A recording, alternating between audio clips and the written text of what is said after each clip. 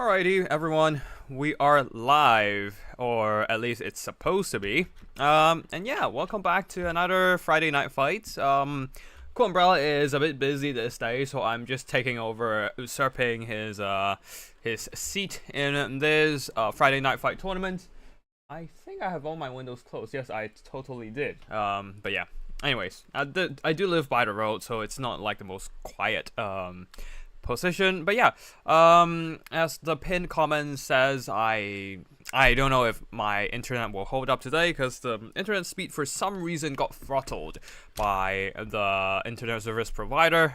Theoretically it should be really fast and stable, but for some reason it just got slowed down to like a quarter of its full speed.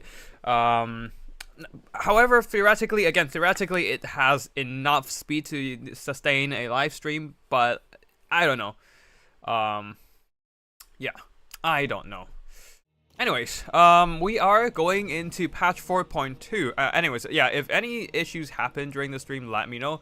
But otherwise, yeah, we'll proceed with the battle.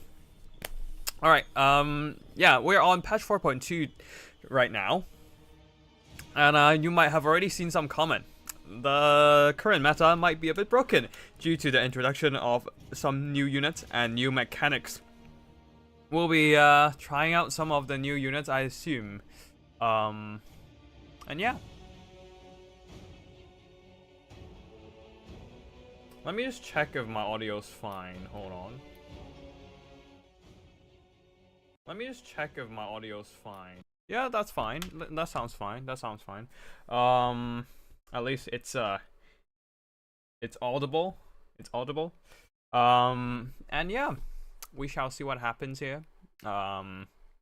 Anyways, I need to go into pick and bans again. Lizardman, Kislev, and Grand Cafe banning Grand Cafe, Kislev, Teach. Oh my god. Oh boy. Bavrat, why are you doing this to me? Oh, fine. I'll go Warriors of Chaos then.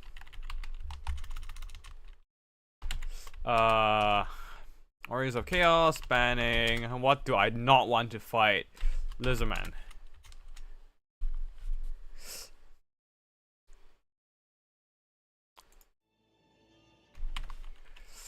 I did say I'm not gonna ban to Bavrat, but like against three top factions in the entire meta right now, I'm gonna ban at least one of them. To be fair, I didn't start with a ban, so I did give up one of my bans, but it's fine. I'm just gonna roll with some new unit action here, Warriors of Chaos, and hopefully we can do something about it. I don't freaking know. Oh boy. Kislev. Oh no. I can't deal with the chariot. Oh no.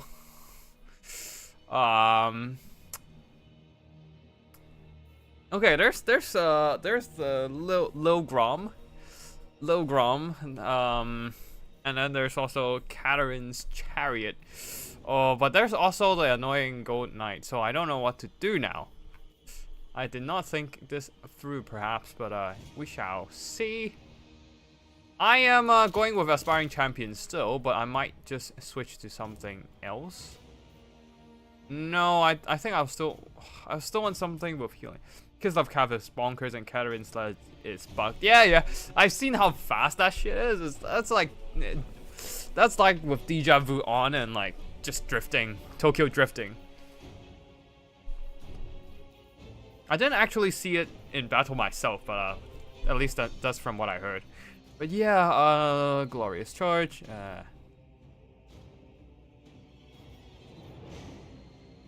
Should I just bring these guys in? Ooh, these guys sounds like they're gonna get wrecked.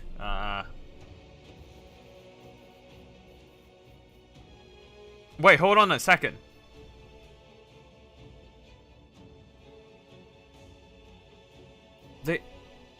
Warriors of Chaos don't get Zangors now? Hold on a second. Where are my Zangors at? Oh no. Wait, what? They lost Zangors. They don't have. They also don't have Zantigors. Shit. This is a bit. This is quite bad. So to speak. Fine. Let me think. I need something to deal with the cavalry, but I also need something to pin down things. Guess I'll just go 1, 2, 3, 4, and then mass motor horses, and then maybe another. Shit. I'm out of funds. Expiring champions are expensive.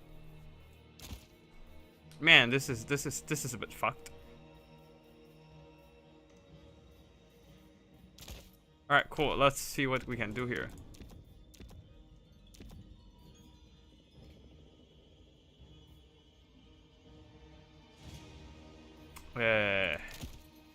Chaos Cavalry is so expensive.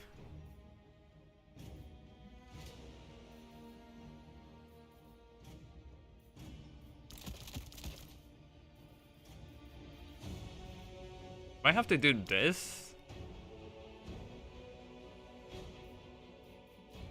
No, I need to rush, so Logrom's gonna kill my hell cannons. Nope, those won't work either. This is hard. Maybe I can just do that and just get some Chaos Trolls armored version, and then Sigvald the Magnificent going in with everything. And then get a sorcerer as well. This one needs to be. This one, perhaps I'll just get a teenage one. A slight niche one, sorry.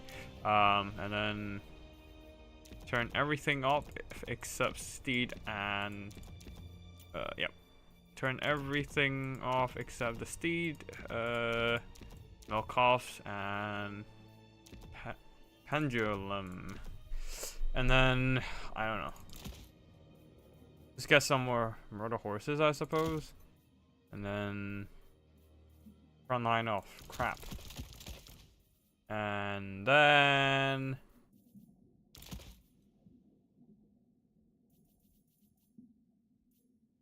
like also Mutila Vortex Beast is nerfed to the ground now, so they're kinda shit. So yeah.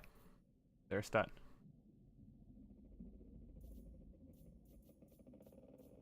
Man, they don't have any of the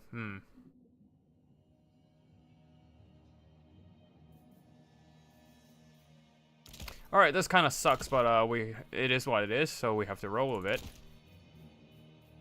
Oof. Too expensive. Too expensive.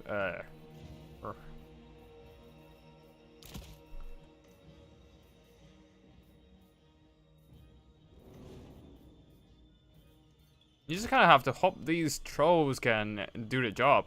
If they can't, then we're fucked. Oof. Bit rough.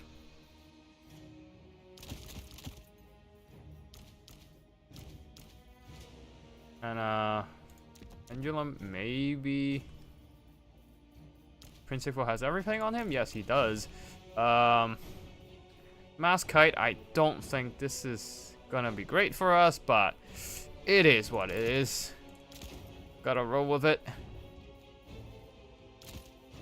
Actually, can we get another cavalry out? We kind of can. Yes, we can. And then, oh boy, this feels rough, man. I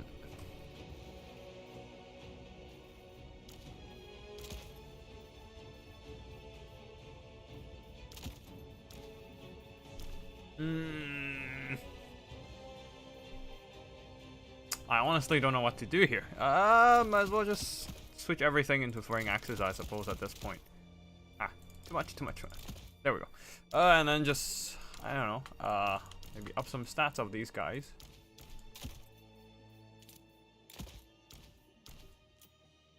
Wait, hold on a second. Maybe I don't. Nah, I'll just get them for their better defensive stats, actually. Mm-hmm. There we go. Alright, cool. Let's go.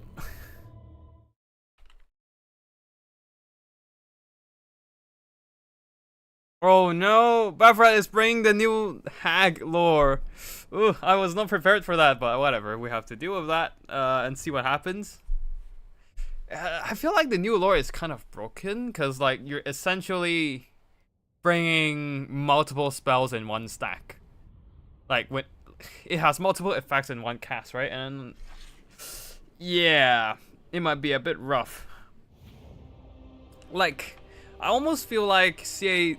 It's very telling that CA doesn't do much QA before they release the new content. Like, a lot of stuff doesn't seem thoroughly tested out. For example, Seitan and his freaking OP abilities and shots. Like, did they even, like, pit him against regular artillery and just try him out? Like, unless it's like, I guess unless you're fighting two little Groms where you can snipe out the model in one shot. Otherwise, Cathay is just gonna dominate all artillery fights from now on. Like even single entity artillery, like for example, Death Shrieker rocket launchers, or even dwarf cannons. He one-shot dwarf cannons as well. Pretty much the most durable regular artillery piece on the entire game. It's kind of fucked. All right, these guys are. Let's see if Trolls works in this matchup. I honestly have no idea. I don't even know what I'm doing, honestly, in this matchup. So it's gonna be rough. It's not gonna be easy for sure. And I have a very limited amount of troops to like hold back enemy mobility and all that. All right, cool. We're ready.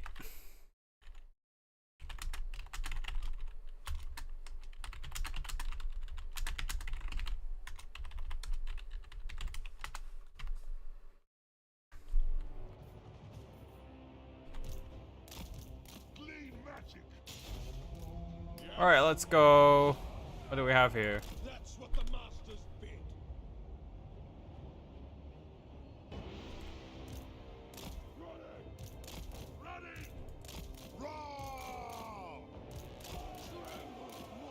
What are they shooting at?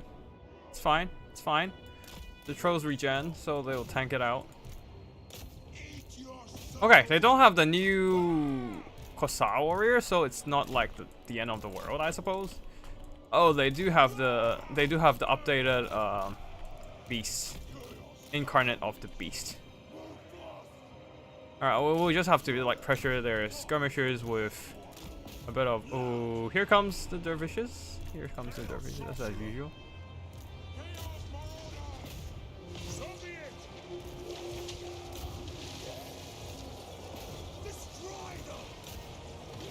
All right. Cool. We are gonna try to beat down. Oh, the trolls are not gonna like this. Let's go.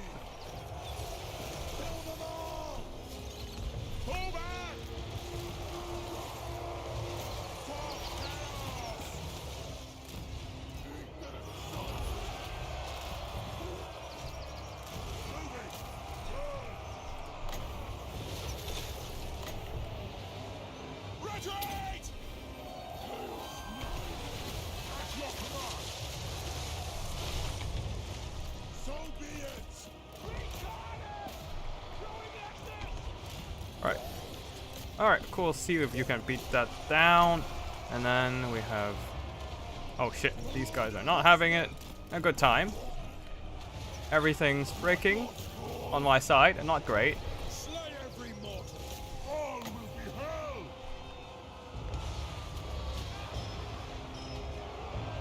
Whoa.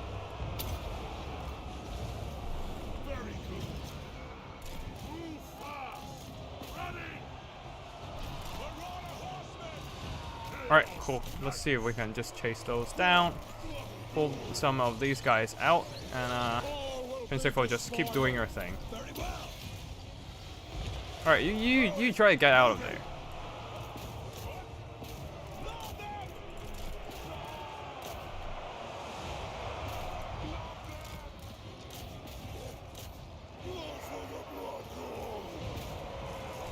Alright, cool. You just keep pressuring them, and you guys keep shooting. Come over here and start fighting these bad boys. Yeah, see what happens. Where are them Beowulfs? Oh, yeah, okay, they're routed. Nice. I guess this works out for me. Oh, he routed. That's kind of not the end of the world.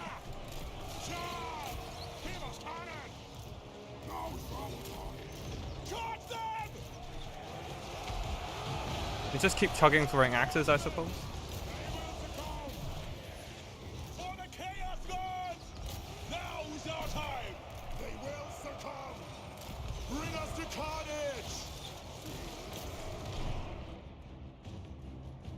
Just keep pressuring them. This guy, come over and cast some spells now, hey?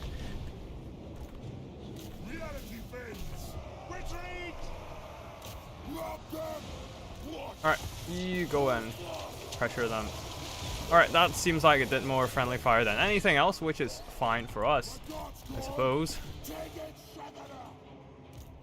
Alright, let's just pin that one down while the sorcerer needs some heals. Alright, cool. These guys are getting shot. Not great. Okay, you go start retreating.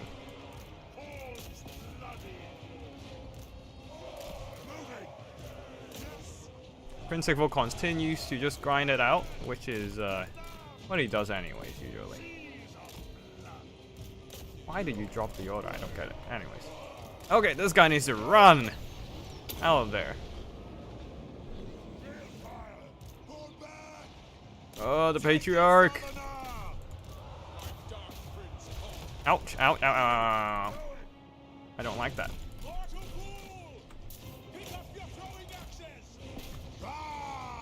Alright, keep chugging things at her.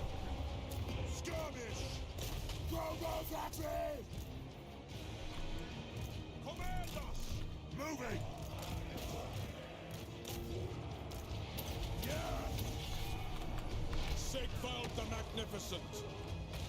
For chaos! Your will. Beat their asses.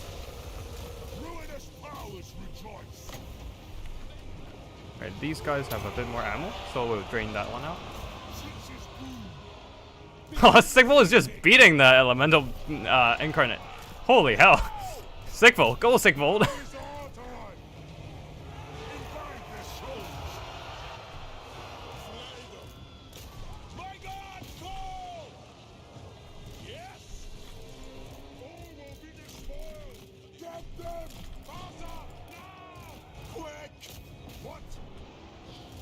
Alright, see if we can get that charge bonus off. So have one relatively healthy thingy. Alright, cool. These guys have to like back out of there.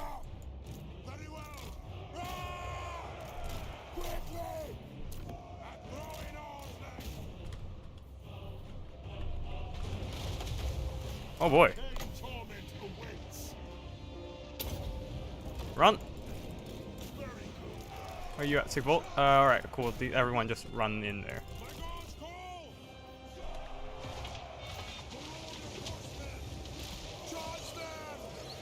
Oh man. These guys are just routing. Constantly routing. Bad timing. Mistakes have been made, and they might cost me my game. Alright, cool. Just shoot that thing down.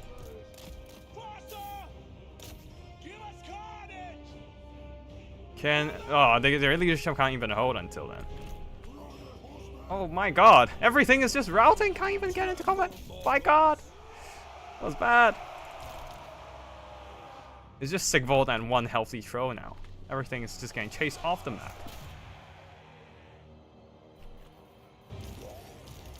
And 7 Chaos Knights. They're not like they're gonna do anything about it. Oh, bricks. Everything just got chased off the map. This is bad. Alright, cool. We have no choice but just to charge. This is gonna be rough.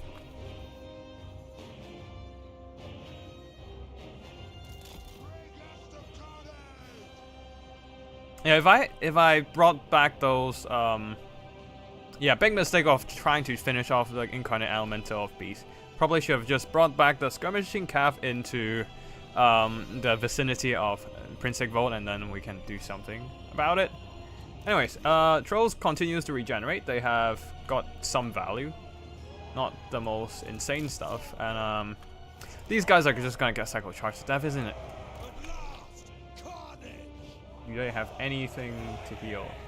One more Solex Lullaby, which I assume Bavrat is gonna use.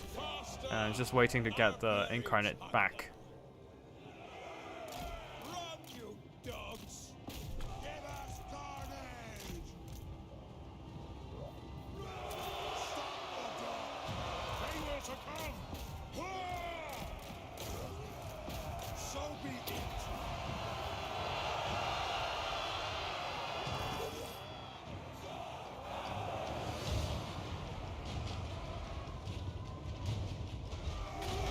Attend me! Yes! Ravage them!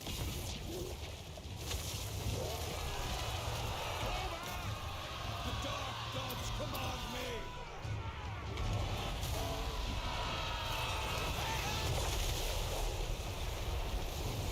Wow, that terrifies everything away. Kill them all! It's just Sigvold versus the world now, eh? Like, the trolls are not gonna come back. But we are slaughtering the elemental of beast. Although they're still not even wavering. God damn, that thing's tough. I thought they were nerfed. Alright, at least just kill that thing.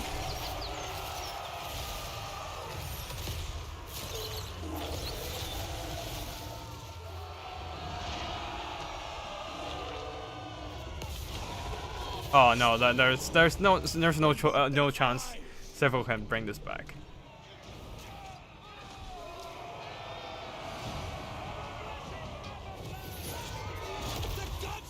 Several can't even get through the damn horses. Yeah, army losses hits. GG.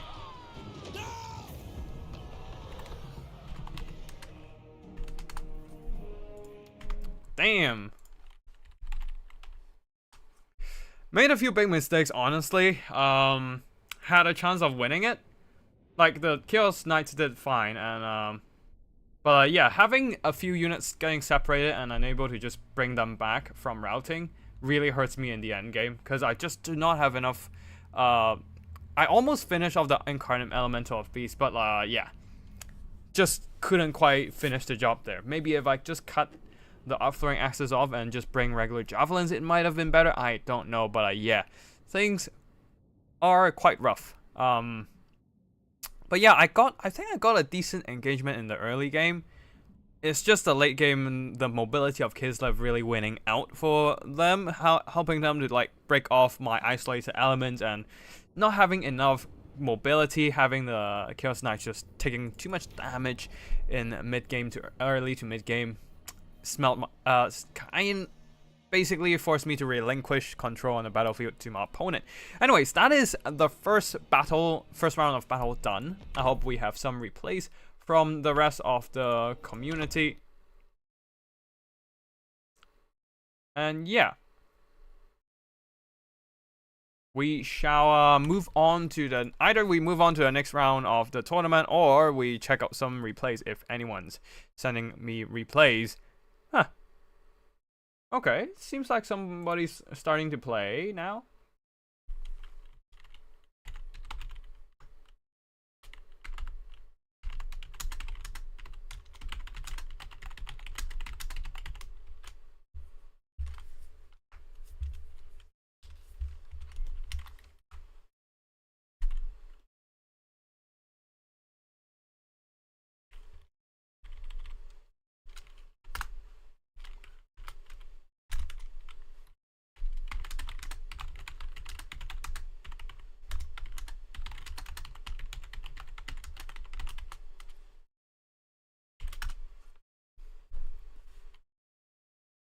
Alright, anyways, GG to my opponent Bavrat there. A very strong single entity blob indeed. And which is like my main concern of Kislevite these days is because of the healing and single entities are just so strong. Like if you combine like say Katarine on her unstoppable sled and then have a golden knight plus a patriarch just constantly healing them. Now Katarine, because of golden knight, will be immune to any flanking bonus. And Katarine can just fight off single entities. Maybe they'll be a bit weak to something, say, like an enemy anti-large surround, enemy anti-large cavalry pinning down Katarine's sled. But other than that, they can pretty much just roll through a lot of stuff. And while receiving just constant infinite healing. Not infinite per se, but like the very consistent healing from the Patriarch. Ugh. I don't even.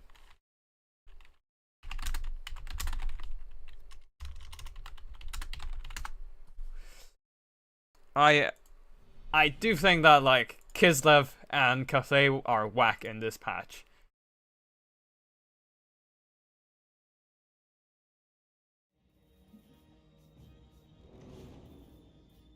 Okay, so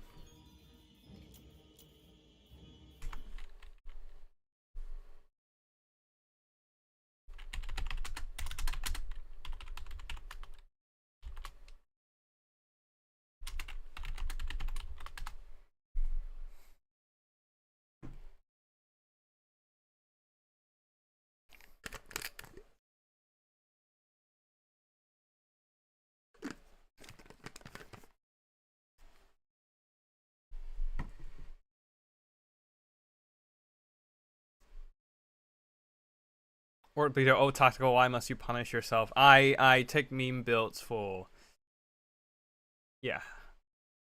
I take non-meta builds for a living, mate. Well.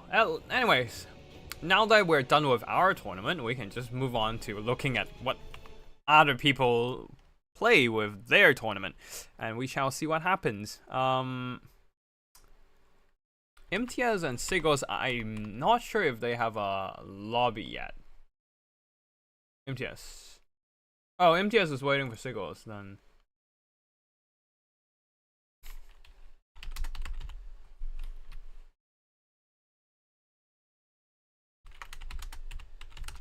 Oh god, Kugov got 7,000 worth of damage. What the fuck? Okay, this is one of the battles that got sent in, but we shall see what happens there. But yeah, it doesn't seem pretty. Oh boy. But yeah, we'll cast the replays after the. Yeah, we'll cast the replays after we're done with.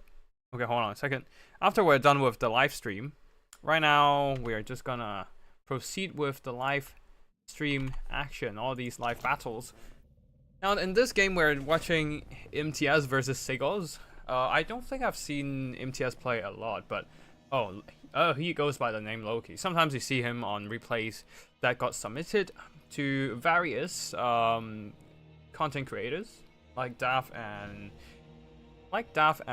Human Boy. I think Human Boy casted some games with Loki in there, but I don't exactly remember. Anyways, Sigos, ODM clan member, a very good player as well. We shall see what happens in this battle.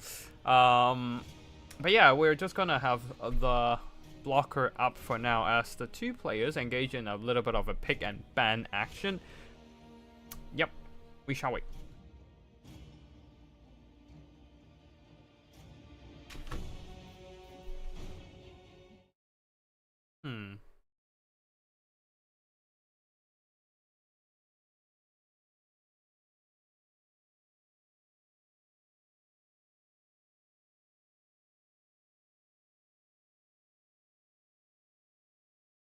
Okay, so let me just check this one thing.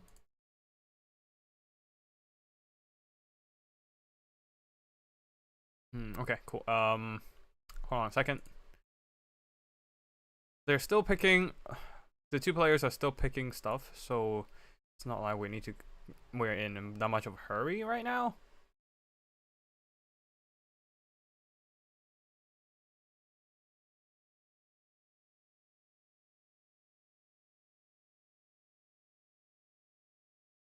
Okay.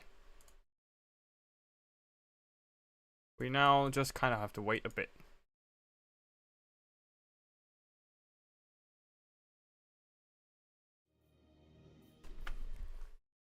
Alright, let's go back to the comments for a bit. I honestly feel like this patch is a bit rough for the multiplayer balance. Is Team Melee a lot better at being unkillable foot pass than Sigvolt now? I mean, he doesn't regen health, but he does get barrier and has support skills. The thing is, barrier doesn't regenerate when he's in a melee combat. So if you throw him into a melee grind, then it doesn't do anything, right? Like so he doesn't get those hit points recovery in a melee fight, unlike Sigvolt. And in a prolonged melee grind, he just isn't getting anything. And on top of that, he's only good against like single targets. Like he puts in good damage once he activates his colossal strike and all that. But he doesn't have great splash damage. From what if you checked out my replay earlier that I released a few hours ago, that I totally forgot about the thumbnail when it got released. Now that battle didn't, Tinge Chaos Lord doesn't do much damage. Like it can do some good work against Croxgores and whatnot, but it just doesn't have enough splash to work through a blob. Of course, Sigvolt doesn't get much splash damage as well, so it can't really do much damage, but the thing is, Sigvolt has a much smaller unit model, so there are fewer units that can hit him at the same time, and also Sigvolt is just better in melee in general. Now, of course, the new... I do need to check out how the guy fare against, like, the new Tinge Chaos Lord fare against, like, a low-tier infantry blob. He does have that area of effect bombardment around him, but I don't know how good is that gonna be in a blob fight. It activates like once every minute, so I guess the damage over a long time can work out, but I honestly don't know. But yeah, perhaps paired with some Nurgle healing, maybe it will work. But then again, if you're playing as Warriors of Chaos, that means you also don't have Nurgle healing. So who knows? Oh, Chaos Dwarf versus the Empire, two unupdated factions. One of the factions are gonna get an update in Thrones of Decay, I believe. Empire, Dwarfs, and Nurgle. But Chaos Dwarfs, they are not gonna receive any updates for a long time. Just like the poor Ogres, Norska, and... Well, Norska technically received some updates. Outside of balancing changes, they now have the Chaos Frost Dragon, Chaos Ice Dragon. Well, which is kind of an update, but also not an update. So yeah, there's that for Norska. Yeah, they have been left hanging to dry for so long now. Norska needs some love, but nobody's gonna give them that love.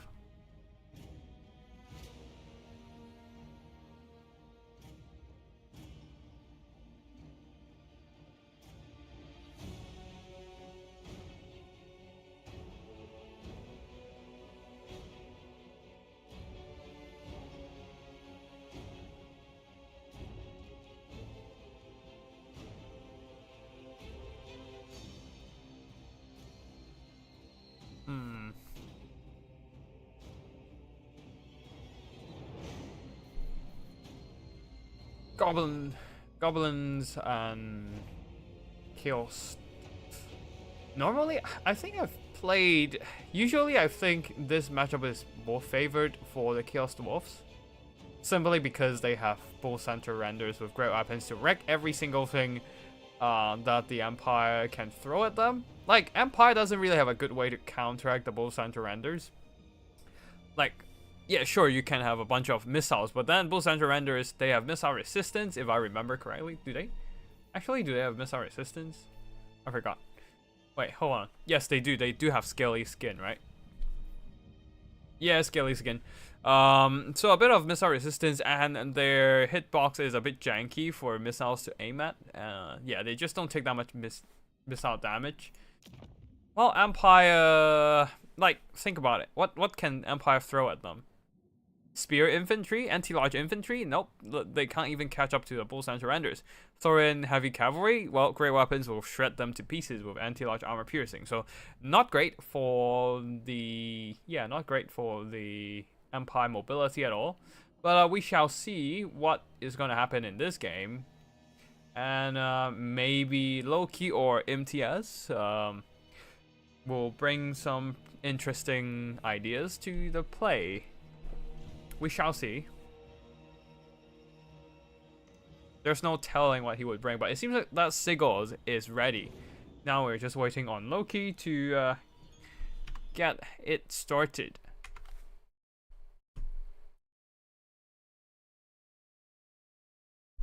Now we do have to wait a bit. Seems like Loki is still struggling to pick his army.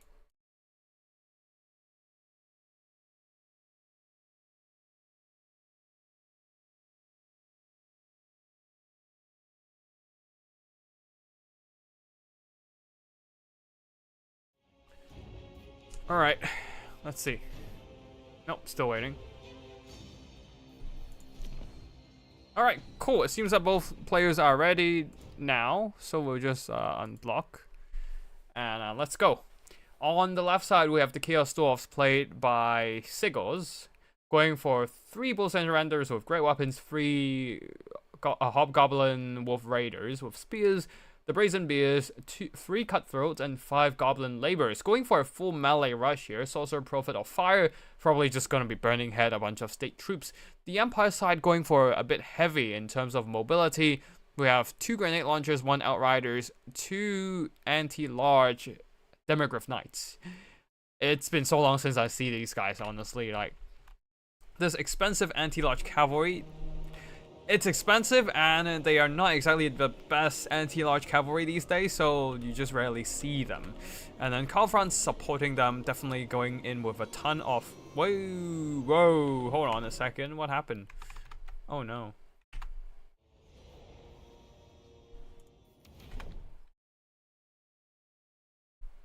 Oh no, what happened?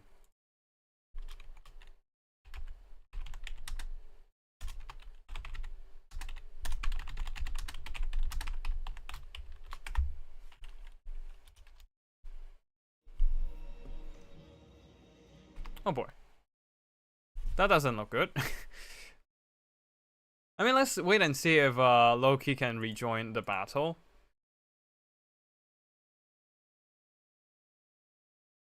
You never know.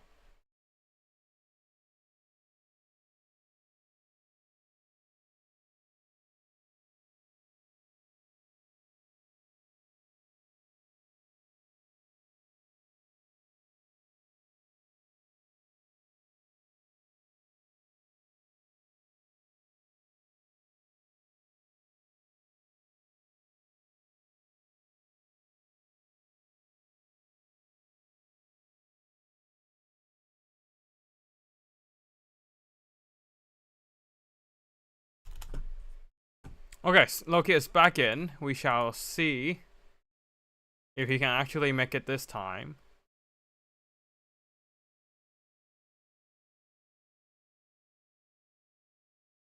But yeah. It's gonna be a little bit finicky. I mean, as long as both players are playing the same builds, it should be fine. But yeah. Let's see if we can just get the players back up to speed here. Luminark, yes, we have Luminark from last battle. Yep, it's the same build. It's fine. We shall go back into the battle once again. Hopefully this time Loki doesn't drop. But if he does, then we might have to ask them to play it some other way, and we might have to switch over to either replays or check out somebody else live battles. But we shall see.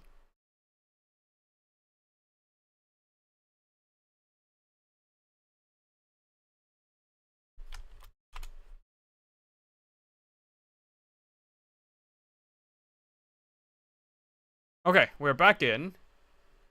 We are back in.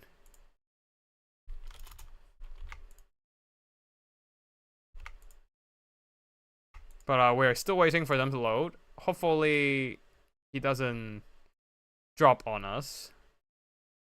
But we don't know. Okay, cool. We're back.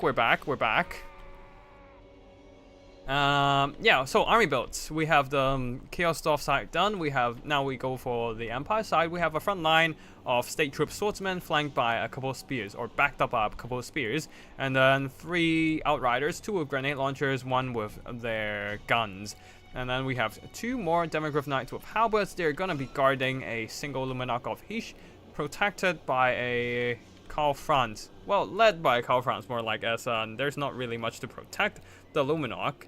While Karl Franz is supported by a Jade Wizard, just trying to get those healing and juice up the expensive cavalry and Monster Lord. And other than that, let me just up... Yeah. Other than that, we just kind of have to wait for the battle to begin. It's a pretty much a rush, a rush Chaos Dwarf build, which I think Empire might actually be favored here, as long as they can keep the full Santarenders at bay. Like, these infantry here have nothing that they can do against the grenade launcher kite. The grenade launchers can just kill them twice. They have enough ammo to kill them 2 times, 3 times over. So, yeah. Things are not looking too bad for the Empire kite for now.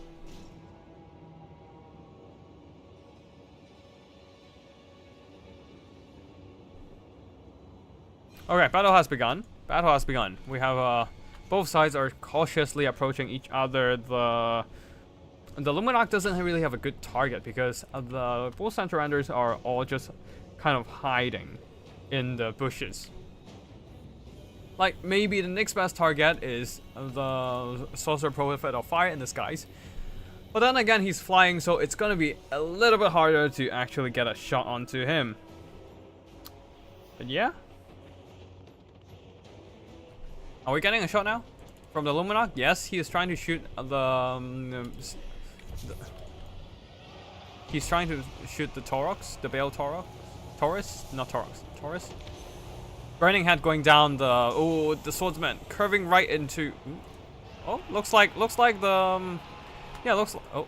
It's either an overcast damage or... Yeah, it's probably an overcast damage. Burning Head roasting through a swordsman, and then the Goblin Laborers here just getting absolutely nuked by the grenade launchers. Goblin Laborers over here trying to clash into... Will clash into the swordsman, but they will be quickly routed. Demogryph Knights counter-charging the Bull Santarenders. Oh no! The double Bull Santarenders are just shredding through the poor Demogryphs. The spears are not, like, if you can see here, the Demogryphs are at the front, the spears are at the back, so the Demogryphs unfortunately are tanking the majority of the damage here, while the Outriders with grenade launchers here actually got caught by the Goblin Sneaky Kids and the Wolf Raiders. So this is not going too well for the Empire already. A lot of their mobility has been compromised there. Over here, Demogryphs going one-on-one against the Bull Santarenders and getting absolutely shredded without enough healing to save them. Karl Franz fighting over here on this side, but oh, things are looking grim as both of the Demogryphs have been routed. One of them is receiving a regrowth, but there are enough mobility to just keep pressuring them, keep them routing right now. But it seems that the Wolf Raiders are going after the Outriders instead, while the Brazen Beards throw all of their explosive charges, getting 96 kills, definitely doing some pretty solid work there, while the Empire actually ran out of things to heal. A little bit of Earthblood on Karl Franz and the Spears, while Karl Franz continues to just try to press on against the Bull Santarenders, but at this point Loki will be throwing the game. No, that's not Loki. Yeah, Loki will be throwing the game, unfortunately, as the Empire has been largely compromised on all fronts. Yeah, this is why you don't see halberd Demogryphs anymore. They are just too squishy for a... against any anti-large armor piercing fighters, and they just don't do enough good damage. A lot of their attributes are wasted against like like, they're good against other cavalry, I suppose, but against a bull center render, their armor piercing is wasted on the bull center renders, while their armor is wasted against the armor piercing of the bull center renders. And yeah, they don't have the most impressive fighting stats either, so in just a head-on engagement, they just get shredded by the bull center renders, despite they themselves are still quite expensive. Yeah, very unfortunate there. And yeah, with all the Hobgoblin Wolf Raiders, it seems that Loki doesn't have enough micro to keep these Outriders away from all these Hobgoblin mobility pressure. And it seems that Sigur's melee did pull through and will be advancing into the next round. That was quite a fast fight. And let's see if anyone's still fighting in this round, and it might be. We might actually still have some people playing. We shall see.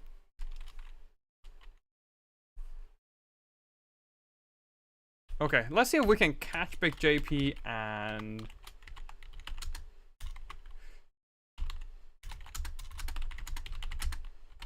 Let's see if we can catch Big JP and Raced.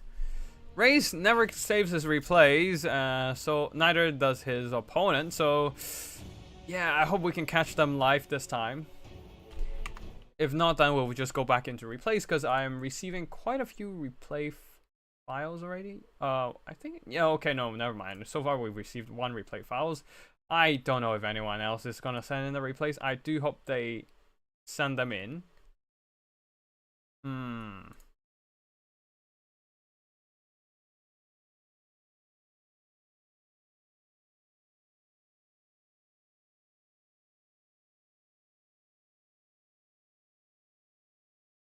Okay. Let's see. We have 1 replay so far, so we might just cast that one. Empty as Big Manibest haven't sent me. Okay, cool. We shall wait and see if anyone shows up for a fight.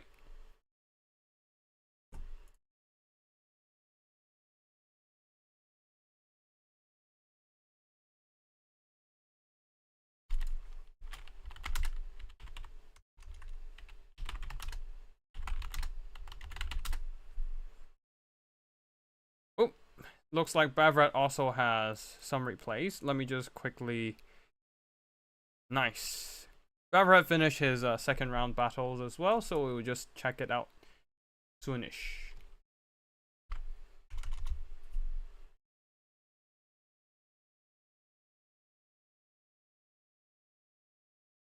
Give me a second, let me just...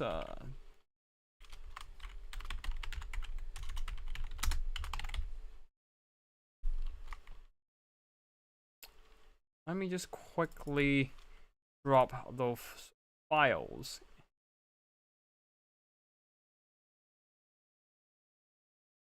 Plays. There we go. And then favorites.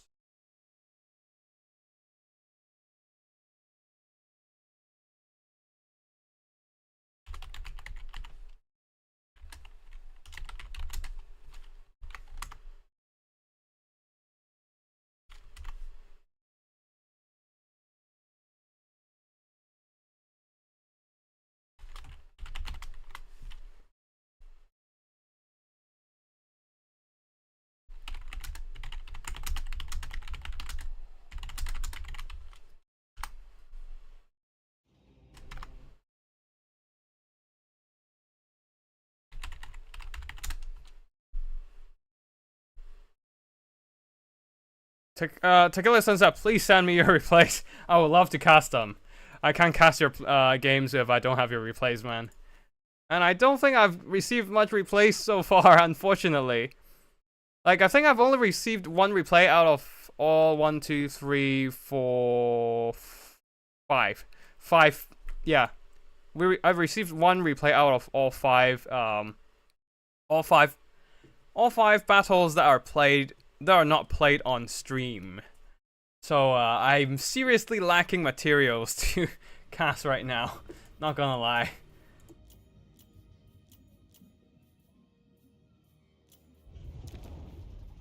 Like, please, man, send me replays.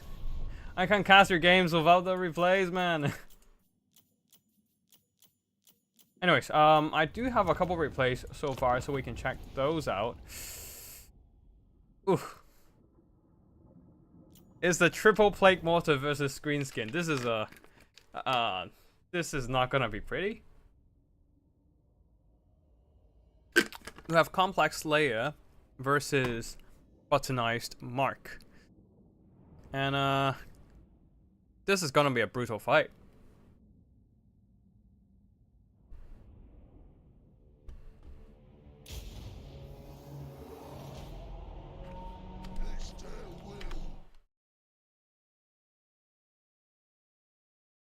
Oh, for once in my life, I get a replay from race. What the hell is this? My god. Anyways, we can cast that later. This is very exciting news.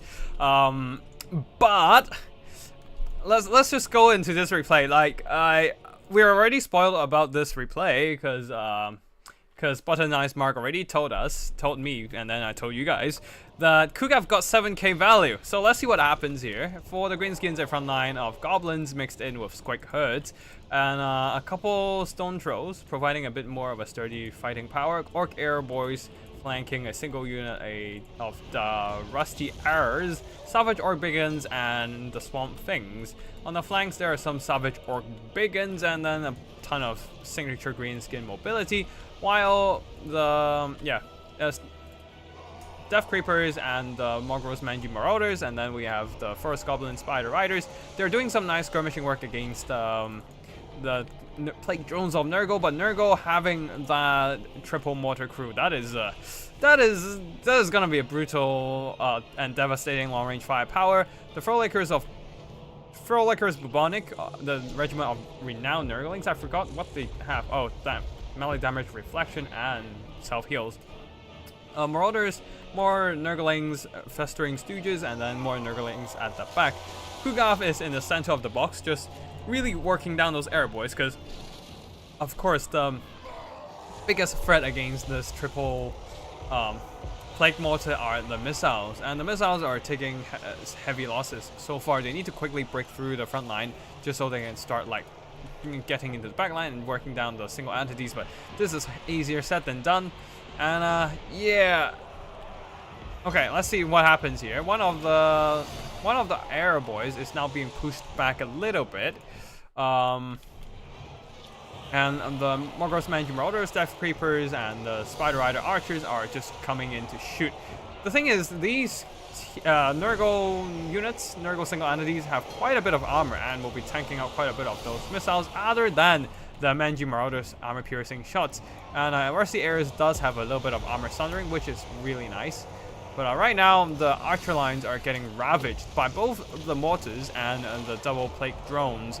There are not enough units at the back to just save them right now, so things are getting quite rough, while the Nurgle single entities are still very much healthy, still having a lot of healing left to go. The Festering Stooges also providing a massive hit point sponge for Kugav Plague Father, just shielding him from incoming attacks. At the back and the flanks there, the Marauders have been broken off. It's the three single entities that are the main issues. Manji Marauders definitely shooting at the wrong target. All their armor piercing shots need to be directed into the expensive characters. Perhaps shooting down Kugav first would be the most important thing to do. Right now, the Plague Drones are temporarily pushed back.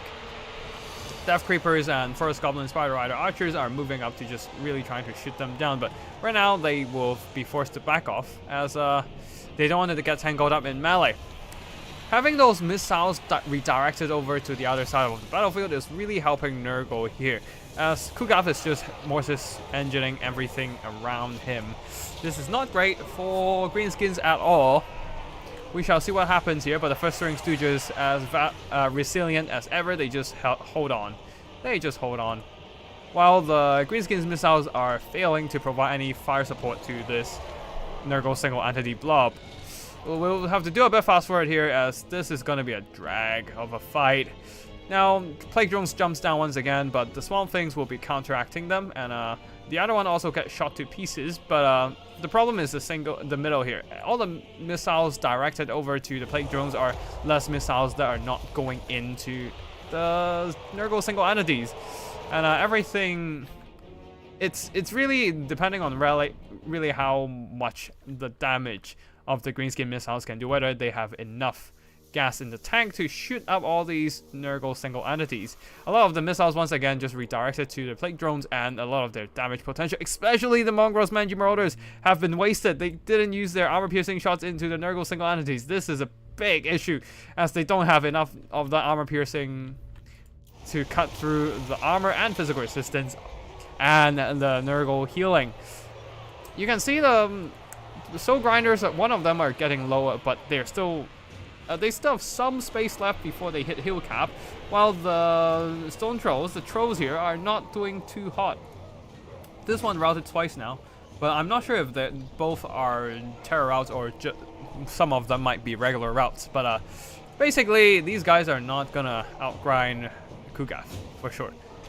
And without the missiles to do that work, oh, this might be a bit rough for Greenskins now, if they have to kill Nurgle in melee, which is very easy to say, but a lot harder to actually do it.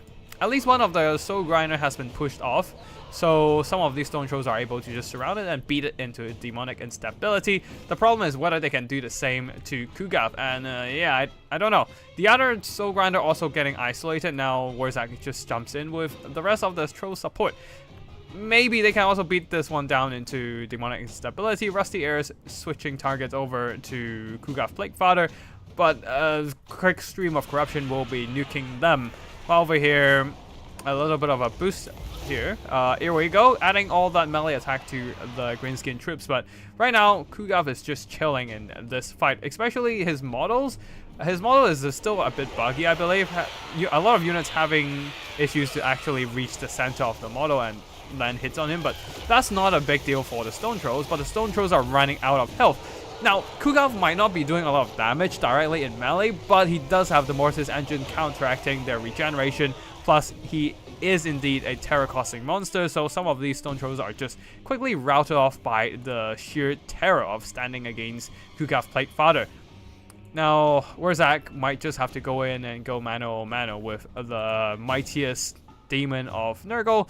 We shall see what happens here, as they're regrouping a bit now, go in for another charge, but I need to time for, this might be a little bit, this might be a bit pushing it on in terms of attacking rule. But anyways, having the piecemeal engagements means that Kugath can break the units one by one and eventually just tear out all the Stone Trolls left, and yeah.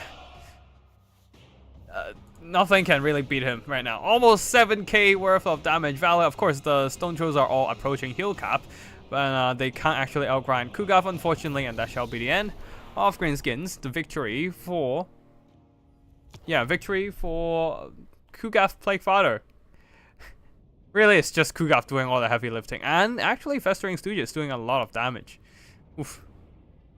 Yeah, I do think that Button Eyes Mark made a mistake of directing way too much missile fire to the Plague Drones, and especially the Mangy Marauders, who is the only armor-piercing missiles on the field, and unable to work through the massive HP pool and the tankiness of Kugath.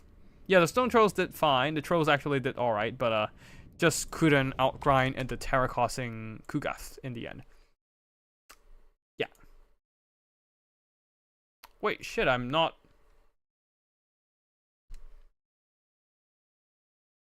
friends with Tequila Sunset yet. Okay, cool. We are friend. Add friend. Okay, cool. Alright, cool. It seems that we might be missing some replays in round 1, but it's fine, it's fine. We shall proceed into semifinals now, I believe.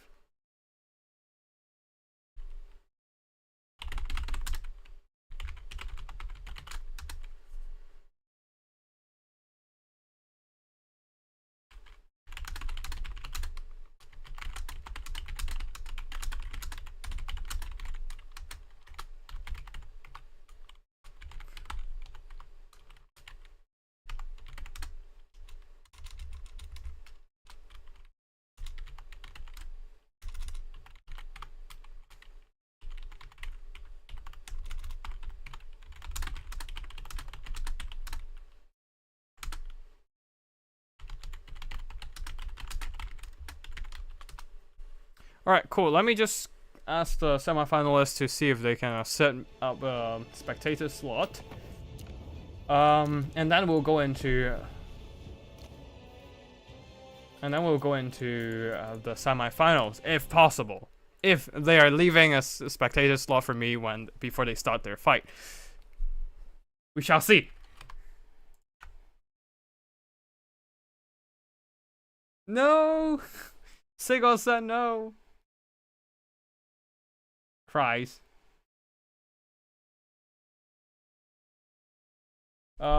Anyways, I'm just gonna ask Race and Tequila Sunset to set up a spectator slot if they haven't started their game yet.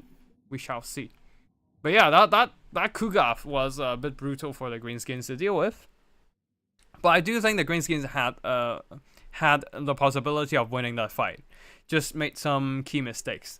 Just like me in round 1. Cries with my Chaos Trolls that got routed all the way to the end of the field, and also my my throwing axes.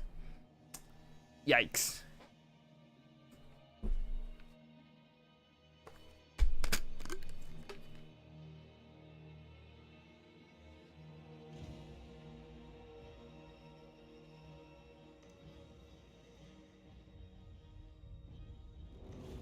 Yeah, Tequila Sunset, they do want, like, the Plague Drones do want to clear the Greenskin Archers and let Kugaf kill everything else, and that's exactly what happened. Kugaf is just very hard to beat in a melee grind. Oh no. Alright, Tequila Sunset and Race.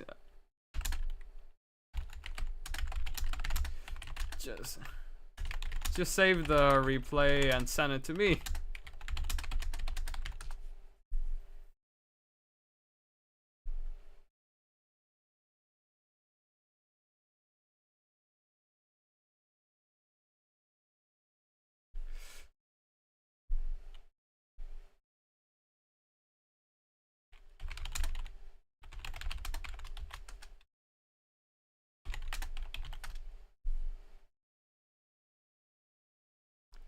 Let me cast something live, guys.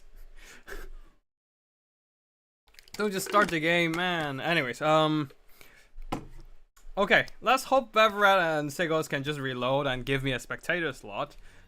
Otherwise, we'll just go into replays again. But I do want to cast something live. Not gonna lie.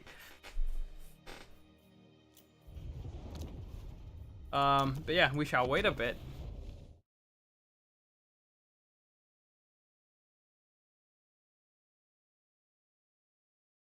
So the MCA Kids have come up with something new, eh? I don't know if you can count the OP stuff as something new. I mean, it's new, but it's also not good things. I don't think.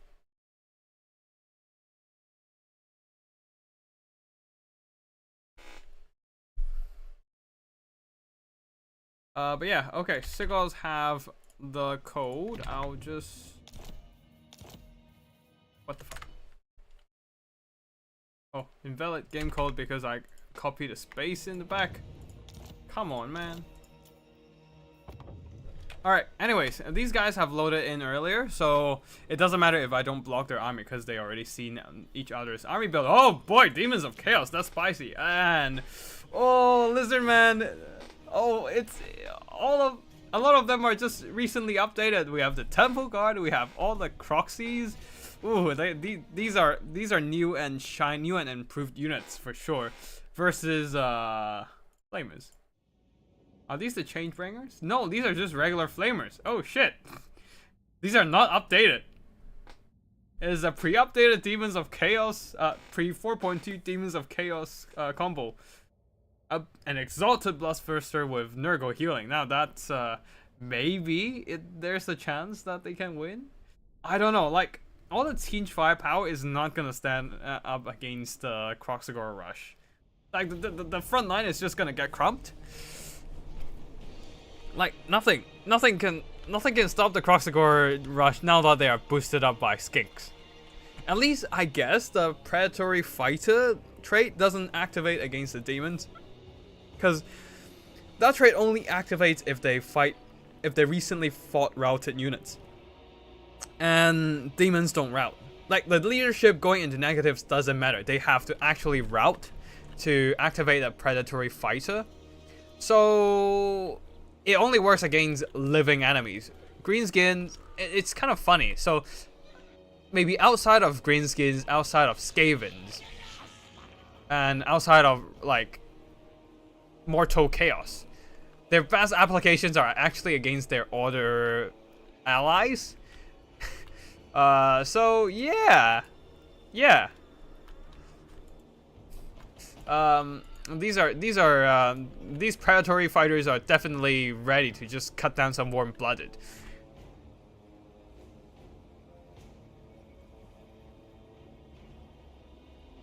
Sigos is just not playing any meta today. One for Beastman. Is Beastman meta? I think they're relatively meta. Chaos Dwarves are definitely not meta, I suppose, but Beastman, unless he didn't bring any of the Zangor units, then it's definitely not meta. Predatory fighter buff only lasts for 10 seconds. It seems worthless. Hey, 10 seconds is better than nothing, right? Like, especially if you're fighting something that is constantly routing, like Skavens, you'll be receiving more of that +5 melee attack buff, and most importantly, it stacks up with other things, like this. Primal Instincts, +5 melee attack. So, in late game, where things constantly route, you essentially have a little bit longer of +10 melee attack. And that's 40 melee attack, which is like a mid to high tier attack stats. And it's pretty nice, honestly. Like, it's not that impactful, but it's still pretty nice as a buff, right? Anyways, for the army builds here, Skink cohorts in the front line, second line of just 5 Croxagors, one of them the Sacred Boxagors, the Court of Portal, and then the Star Chamber Guardians, who does have the eternal duty to cause fear and render themselves unbreakable. Oh boy. These guys are gonna hold. These guys are gonna hold. Which is why they dropped in a little bit of a spell to hopefully work down their HP, I suppose. The Slimy Priest of Life is ready to just drop in tons of healing with Earthblood and... No, it's just regrowth for the monsters. Anyways, 2 Ferocal ones, and on the other side, a front line of Nurglings, and then second line of Horrors, Chromatic Abomination, and Sour Guts. They're opening fire at the Skink front line, though there's really nothing to stop the Croxagors from just pushing in. At the back, Colossodon Hunters are coming in. These Croxagors are getting absolutely roasted by the double Flamers. Really nice shots from Sigos there. Now the Shrieking Skyrays will be jumping into melee, I suppose, but what are they gonna fight? Oh, it seems that it's gonna be the Colossodon Hunters working down those anti-large mobility. The Exalted Bloodthirster quickly breaking one of the Croxagor push. But here comes the more elite Croxagor plus Skinks plus Temple Guard combo. This is going to be the core of the melee blob. Flamer still burning through the Ferocal ones, but right now they are going to get compromised a bit. But Bloodthirster is here to stem the tide, and in disguise, Colossal Hunters is bailing out of that fight, being burned by some Flamers. Now on the flanks, the Croxagors, without any Bloodthirster stopping them, they're just rolling through the Demon's flanks. And some of the Skinks also getting onto the Festering Stooges. Okay, this is gonna be quite painful for the Lizardmen with their armor-piercing shots coming in. We shall see what happens here. Give me a second, let me just turn back the stream studio on. Anyways. Now, unfortunately though, a lot of the Siege missiles, or the Demon missiles, are compromised by the numerous mobility of Lizardmen. Even the Croxagors are coming back to fight, and don't forget, they do have that +5 melee attack from the Primal Instincts, as they do have less than 50% hit points now. Physical resistance doesn't mean shit against Demons of Chaos, but that +5 melee attack definitely is a nice bonus. And you can see the Demons are crumbling on the flanks. Pretty much it's just the Flamers and the Bloodthirster holding up that balance of power, but the Bloodthirster can only be at so many places at once, and he is not able to stop everything from intruding into the back line. Flamers though do have quite a bit of speed at 50, so they can try to sneak out of that surround, while the Bloodthirster diving into different positions of combat, trying to really get those Kroxigors beaten up. Every time he charges in, he can actually do some pretty good damage, while the Plague Ridden here, yeah, providing some nice healing for the Demon's forces. Yeah, just getting fleshy abundance, really. While the Flamers trying to retreat as fast as possible and get some shots out at the Kroxigors. Shrieking Skyray is still pretty much at full health. Will be intercepting the pursuing Kroxigors while the Shrieking Skyrays slows down the Kroxigors. Yeah, pretty good damage there. All those shots connecting with the Kroxigor models and pretty much nuking that unit. Now a banishment going down onto the Festering Stooges, but a fleshy abundance and the passive heals. The wait, where is it? Yeah, the Festering Gate will be replenishing their hit points, keeping them in the fight for now. Although the Starry Chamber Guardians are also in the fight, but they seem to have taken some friendly fire. On the far side there, the Tinge Bombardment, tier 2 ability, but it's a Demon of Chaos. You never know which tier it is. It's random. Did some nice damage, but not quite enough to work down the Sacred Boxigors. And Regrowth is sustaining their HP. While on the far side, their Slann is taking a ton of fire from the Flamers. Very literal fire over there. And the Skink Cohorts plus the Cold Ones will be intercepting the Shrieking Skyrays, bailing out their Leash Lord. Festering Stooges still holding firm, but their HP is running out, and the Bloodthirster is unfortunately tied down by a ton of Kroxigors. One of them with the Boxigors even. Flamers though turning around, probably trying to get an angle onto the Cohort of Portal. And yeah, right now there's not a lot of mobility from the Lizardmen to try and work them down. Shrieking Skyray is still almost at full health. Oh no, the Kroxigors are catching up to the Flamers of Tinge, and they do have enough speed to just keep pressuring them. The Shrieking Skyrays needs to get over and help. Oh no! The Exalted Bloodthirster is now crumbling, fading away, and fading away really fast too, and nothing is there to save him right now. Being beaten up by all those Boxigors, Festering Stooges, and the Plague Ridden is just too far away to help. And yeah, that is just gonna be the end of the Exalted Bloodthirster. Without the Bloodthirster, I don't think the demons have any way to turn this one around. They don't really have a way to like work down those Cohort of Portal. And the Plague Ridden and the Festering Stooges are running low on HP. Flamers unable to fire, constantly pressured away by the Kroxigors. They can't even just stop and turn around. I guess they're gaining a little bit of distance against the Kroxigors, but with the center infantry piece, the Festering Stooges going down, the balance of power is ebbing more and more in the favor of Lizardman. Another Flamer volley into the Kroxigors, but the Kroxigors are in charging distance, going in for the kill. Maybe another point-blank volley will rout. Yep, that will rout the Flamers, and then that means the Skinks are also routing. So it's just the Flamers versus so much stuff on the other side of the battlefield. Everything is also getting healed up by the Slann Mage. Yeah, that is probably just the end for the Demon's army and the end of Sigurd's run. That Sigurd will be throwing in the towel. Yeah, couldn't save. Anyways, let me just quickly save the replay, just because this is pretty fun.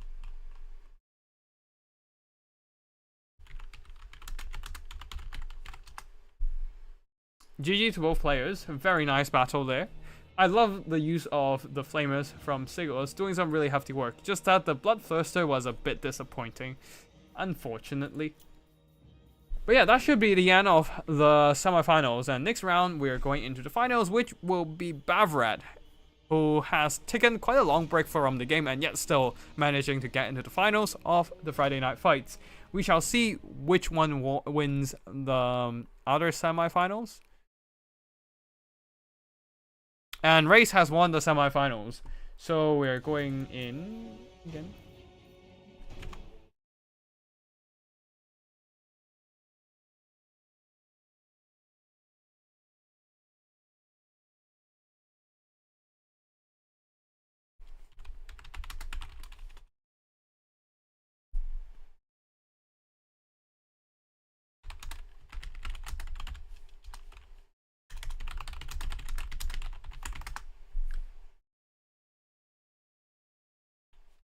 All right, cool. So it's Race and Bevret, and let's just get the finals on to. Yeah, let's just get the finals started. But where is the lobby? I need the lobby. Guys, send me the lobby, please.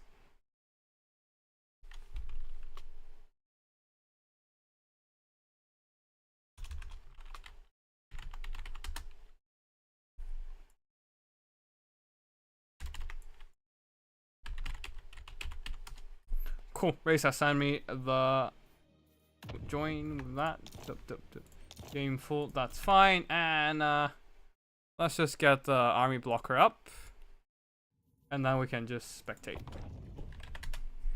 Let's go.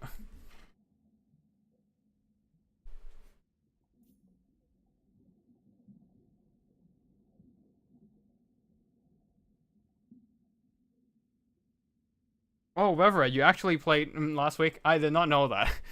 I wasn't that active in the multiplayer scene these days, honestly. Just waiting for new content to drop. Like, I guess this week it does have quite a bit of content, but I don't know. It's a very mixed reception from my end for the new content. Like, they introduced some new stuff, but the new stuff, some of that is very broken. Like, for example, Catarine's chariot.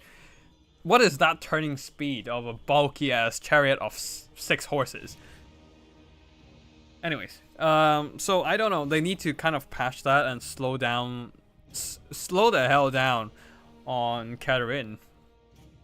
And I don't particularly like the design of Satan. He is just way too OP of a Gundam. Like it's like fucking Freedom Gundam blasting things with all his full array of laser beams. I mean, okay, this is a rather obscure reference. Only makes sense if you watch Gundam Seed. But yeah, basically, big beams go boom and everything dead. That's what it feels like. The ability, the shots, yeah. It's like I tried it out and against like say a unit of dwarf cannons. He just snipes all 4 cannons in 4 shots. That guy has insane accuracy. What is that calibration distance? He's good for campaign, I do agree with that, but putting it in multiplayer, Cathay, originally a good faction already an S tier faction, suddenly become SSS+. Especially when you can heal that thing with regrowths by Miao Yin.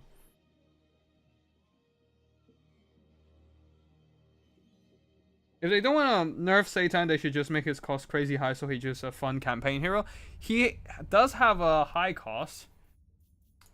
2,600 gold. Yeah, 2,600 gold worth of funds. And then but I still think it's worth it. Very worth it for the performance it has in battle.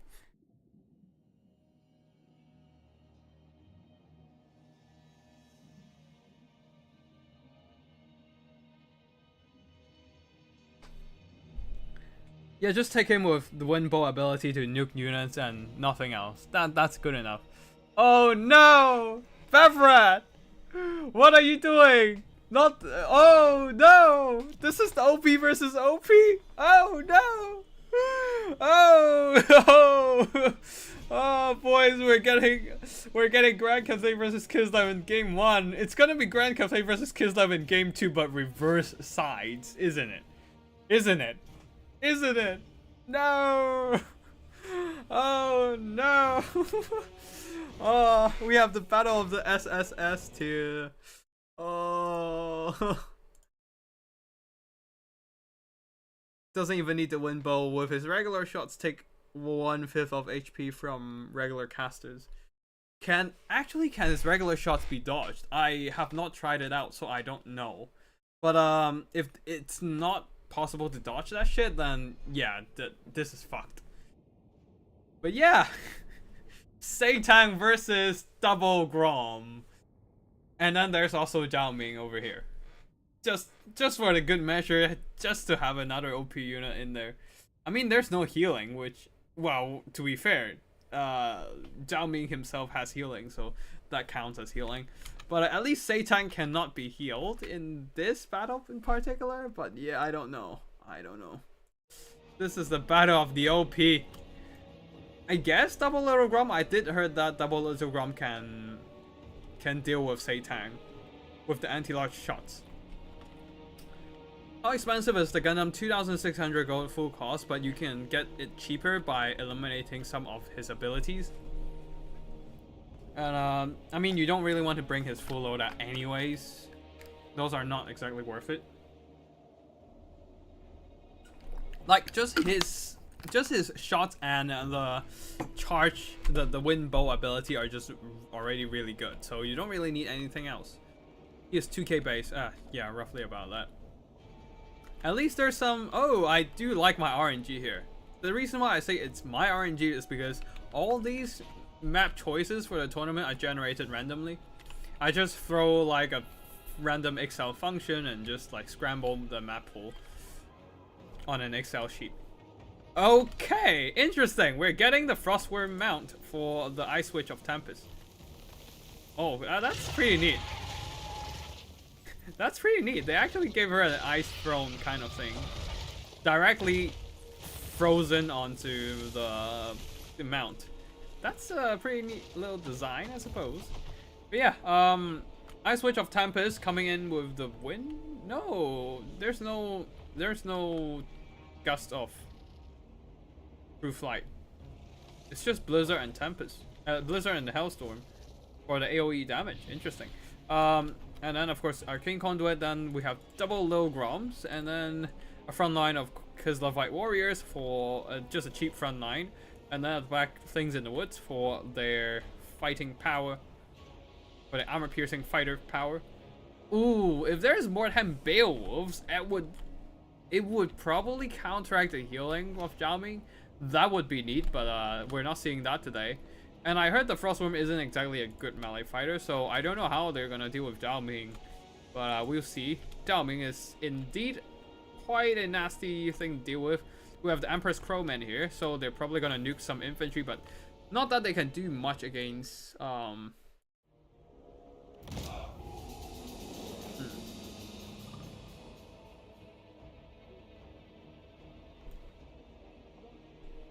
yeah.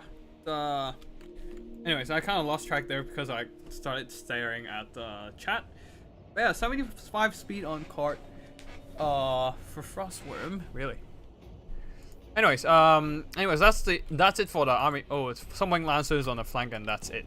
Anyways, for the Cafe build, we have of course Seitan already nuking things with.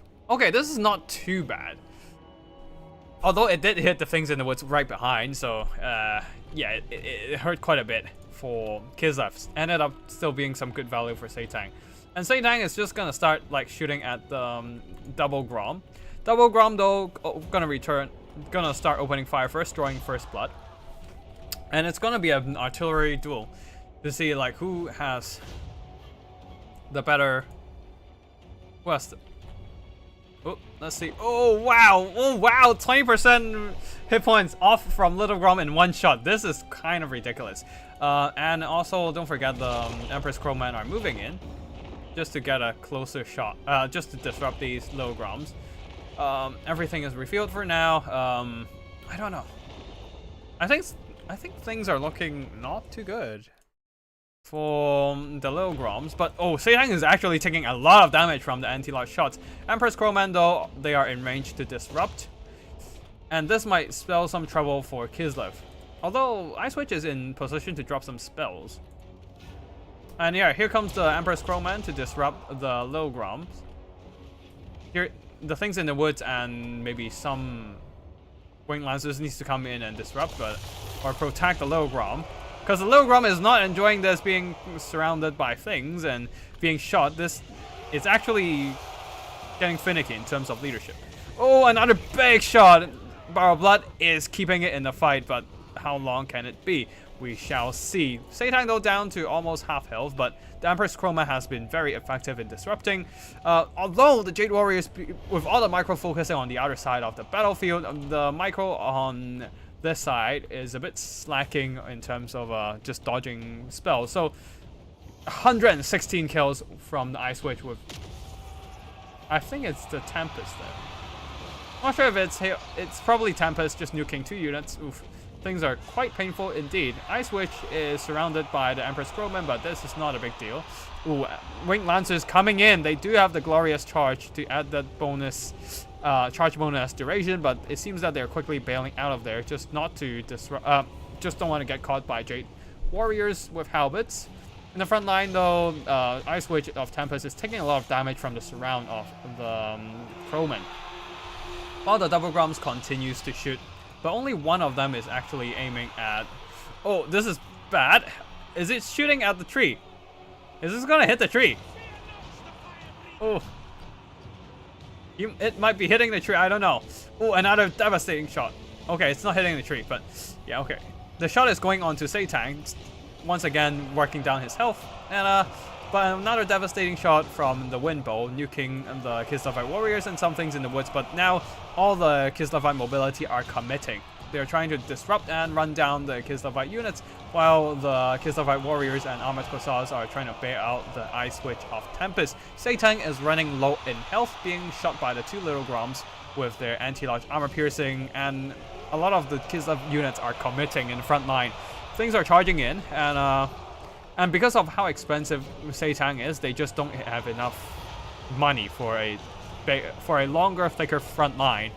And it seems that the investment on Kislevites is well worth it in terms of so many mobility. They're now getting into the backs of the Jade Warriors, and another Tempest going down. This time, the Jade Warriors have a slightly better time dodging it, but still, they are taking substantial damage from the cast. I suppose this is the spell that nuked 2 units in the early game. Anyways, with the front line crumbling, and also Satang is dropping low in health. Oh, this is a bit rough. Oh, friendly fire! Friendly fire! Little Grom just shot the Frostworm in the back. Did some pretty good damage against the Ice Witch. That's a coup for sure. But yeah, good damage. Good damage against Satang so far. They are doing what the Kislevites need, and just to eliminate Satang. And maybe, perhaps they will have a chance in just ganging up on Zhao Ming and working him down in the late game. Anyways, Jade Warrior with Halberds will hold the line, but the rest of the Jade Warriors are all routing away. Oh, nasty Founder Transmutation, upgraded version, and the Ice Witch has no way to counteract this spell. Missile resistance is not going to mean anything against this direct damage, and yeah, things are rough for Kislevite despite the cafe box crumbling. They still have to work through the health of Zhao Ming and work through his healing as well. So, yeah. Anyway, Satang is down though. Satang is almost down actually. Almost down, he's still holding, but the crumbling is coming in and he is almost gone. He is down, so no more long-range firepower for Kislev. Now, against Kislev. And Kislev can have a slightly easier time to just sit back with the double cannons. But one of the little Groms has been running out of ammo. They don't have any good targets to shoot at anymore. Now that Zhao Ming is still staying in human form. He does have to go into dragon form to use the Iron Fram Braces to get that healing out. And he's not getting any of that for now. A little bit of Bombardment Hailstorm just working down HP of all these. Oh. Wait, what? Yeah, working down these Jade Warriors. Pretty nice. Yeah. A little bit confused there for a second. But yeah. Jade Warriors though over here is getting overwhelmed by all these armor piercing Kislev Warriors. They do have armor piercing, so that is indeed pretty nice against the armored Jade Warriors. Though a final transmutation will be draining their health away, and the things in the woods needs to get out of there ASAP. Nope, looks like the spell has worn off before they can even get out of range, but that's fine. It's not like the most damage being an irregular cast of spell. The Ice Witch decided not to get tangled into the fight, with Zhao Ming still so close to the vicinity, and just gonna trace off some routed units. Same goes for the things in the woods over there. Zhao Ming finally transformed into a dragon form, but that also gives the little Groms a bigger target to shoot at. Although Cavalry Dragon animation are a bit janky, and they do have this. They do have the jankiness to dodge shots and disrupt aiming, and the worst thing is there's nothing to protect the double Grums over here. So Zhao Ming is just gunning for them, just trying to get those anti-lot shots out of the field. Oh, big hit into one of the little Groms. Things in the Woods will come and try to bail it out, while the other one is just moving out of range and trying to turn around and maybe get a shot on to Zhao Ming. Try to use the last couple shots of his ammo. The other little Grom is trying to get the hell out of there, but he's running towards the wrong side. Oh, he's actually turning around to fight? What? Anyways, finally he's getting out of dodge. Now, Things in the Woods and the... Oh, big friendly fire from the little Grom there. Not actually hitting Zhao Ming and hitting some of the Things in the Woods. Zhao Ming hit points are running low and the balance of power is getting more and more in Kislevite's favor. And if they get ahead in balance of power enough, they might actually just break Zhao Ming before he can activate his Iron From Braces. This might actually be what happens here as the double of Groms work down the last... Takes a couple big shots onto Zhao Ming and work down the last bit of his health. And yeah, that's it for the first battle there. Seitang and Zhao Ming both doing some spectacular damage. Same goes for the Empress Crowman. But fortunately for Kislevite, they did have what it takes to work down Seitang, and that is double Little Grom. You don't even need the healing onto them. The Ice Witch did some really good damage with the hills, with the Tempest. No, with the Blizzard spell. Just nuking a ton of the Kislevite, of the Cathay forces. Cathay forces, yeah, Cathay forces. Things in the Woods to a pretty interesting pick here, using their mass and armor piercing to work down all the Cathay units, especially the armored back line. So Raze will take a lead in the match here, taking 1-0 in this battle. We shall up the army blockers again and let the players decide on their army picks. Could be that their animation doesn't actually support that fast of a speed. Maybe. Or maybe it's just that the Frost Worm is a little bit too big, so the speed seems slow on such a big model. I don't know. This was a good experiment. That is indeed a pretty interesting experiment, but please, guys, don't go for a reverse Grand Cathay versus Kislev battle. Please! I mean, I can't really control what you pick in the picks and bans, but... Oh no, I don't want to see a Kislev versus Grand Cathay again. Maybe something like Teen versus Lizardman would be fun. But yeah, please, no Grand Cathay and Kislevite anymore. Please. Chaos Dwarves. Interesting.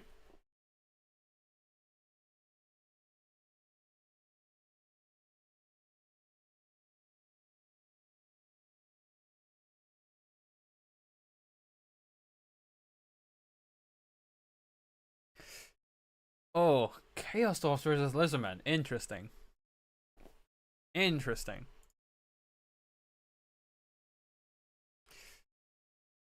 This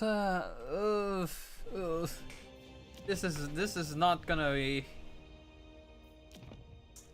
I do think that Chaos Dwarf, when it first came out, has a pretty obvious advantage over Lizardman with all the blunderbusses, but eventually I think the meta shifted again. Because Lizardman just have such a good balanced roster. Not balanced roster, but a diverse roster with a lot of options to disrupt and produce armor piercing damage and all that.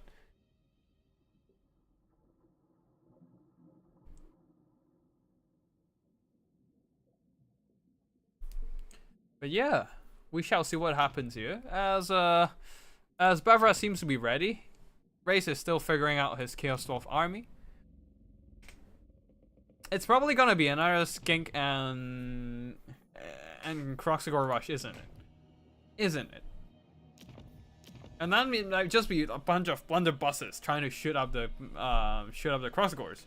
I don't know. I'm just talking out of my ass right now. We shall see.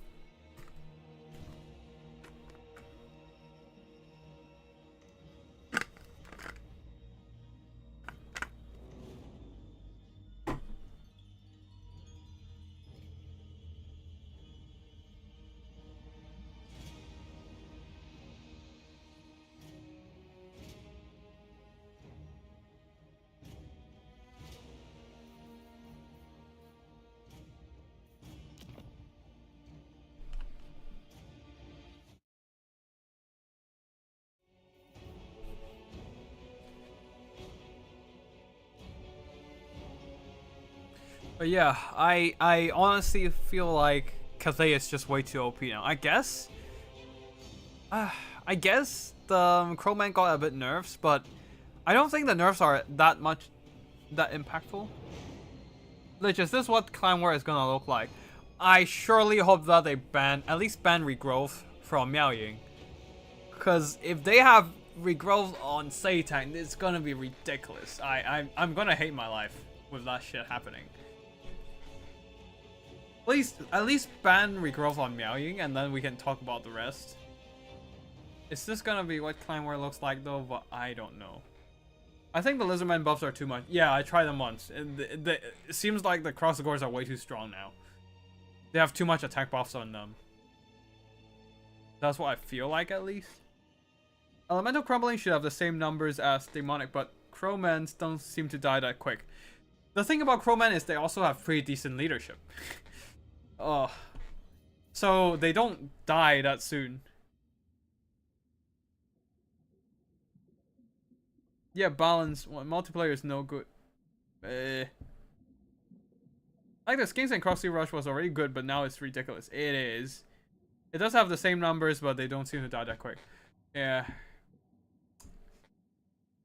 Like if you recharge recharge crows on the ground with hounds, they do die quick. Yeah, but again, like unlike Furies, which I think their leadership is like what 55, Crowman has like 65 or 70 leadership, so they're not gonna die as fast. They're not gonna crumble as fast, as soon. I don't know what the exact number, but I think Crowman has pretty solid leadership. Furies have 35 leadership. Okay, that's absolutely shite. Yeah. Plus, Harmony still buffs leadership. Oh, God. Oh, right. I forgot about the Harmony bit. Either buff stats or buffs leadership. Either way, the Crowmen are more survivable than freaking demons. They're still good, yeah. Oh, and don't forget about the Empress Crowman getting the double grenades now. Ooh. Any missile line is just gonna get Yeetus Deletus. Like, they're gonna yeet some grenades and... like, yeah. Crowman gonna Yeetus the grenade, the missile line is gonna get Deletus. That's what's gonna happen.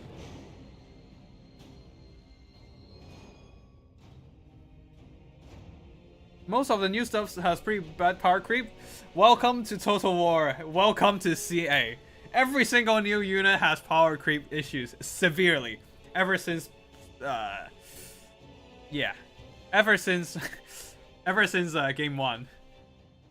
Don't forget, I mean, like, not everything has OP power creep, but this has been a problem, like, for a long time. Even back in like game 2, right? We had stuff like we have somebody yeah, we have somebody that we no longer use now, Oxyotl. He used to be like the Lord Sniper with his abilities and missiles. But then like after usually what happens is things are gonna get released in an overpowered state.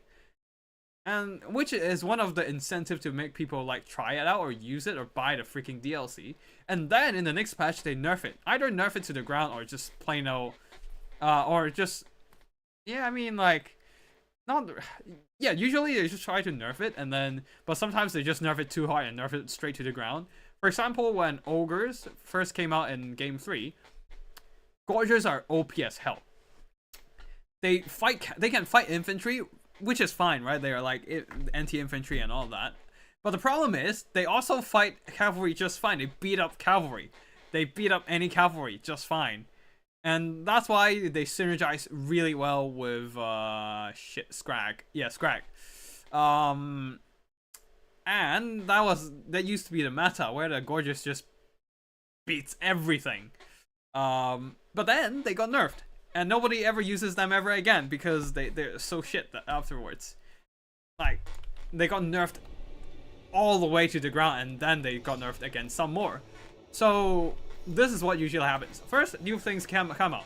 Because either they just design to be powerful and just for the power creep, or nobody tested them properly and they're just broken. And then, they got nerfed to the ground. Like for example, one thing nobody actually cares, but yeah, Yuanbo executioner ability now got removed from the character itself and got limited to his Dragon Fang sword, which I do think it's fine because like it doesn't no longer any magic execution will be available, which is nice. But yeah, execution is still like, yeah, nobody tested that freaking executioner trait. Everyone just assumed you can execute with the freaking ability. No, you can execute with melee hits, you can execute with spells, you can execute as long as Yuanbo is damaging anything. But now they got, like, Yuanbo's executioner trait got removed and just limited to their Dragon Fang sword only, and that's fine. But definitely nobody tested out the executioner trait, for sure. Anyways, army builds. Bevrat going for the Skink and Kroxigor Rush. A front line of Skink cohorts and then second line of Kroxigor is one of them, the Cohort of Portal. And no, yeah, we don't see any of the Temple Gods this time round. The Slam Age Priest of Life, and then a couple for cold ones. Are there any cold ones on the other side? Yeah, 4 cold ones in total. And on the other side of the battlefield, the Chaos Dwarves, the front line of Hobgoblin Cutthroat, second line of Infernal Iron, well, just one Infernal Iron Sworn for that sturdy backbone. Tons of armor-piercing missiles though. We have 2 Infernal Gods with Fireglaives, and then a Hashut Dark Ravagers, and another Hobgoblin Wolf Raiders with Spears, and some Goblin Laborers, and then a front line. We have a single Iron Demon just to roll through the Skinks, but I'm worried about what the Chaos Dwarf can do to shoot up the Kroxigors. Like this Goblin frontline is not gonna hold up. The Kroxigors can just immediately roll through everything as soon as they impact, but it seems that the Iron Demon is gonna do some kiting for now, while the rest of the army is just gonna shift a bit and just... Oh, okay. They're probably trying to just turn back and shoot at the... Yeah, they're just trying to move towards the Pterodon Riders. A bit shifty here, but let's see what happens. I don't think that has a major impact on the game, so I'm not gonna call any attacking rule breaks or anything here.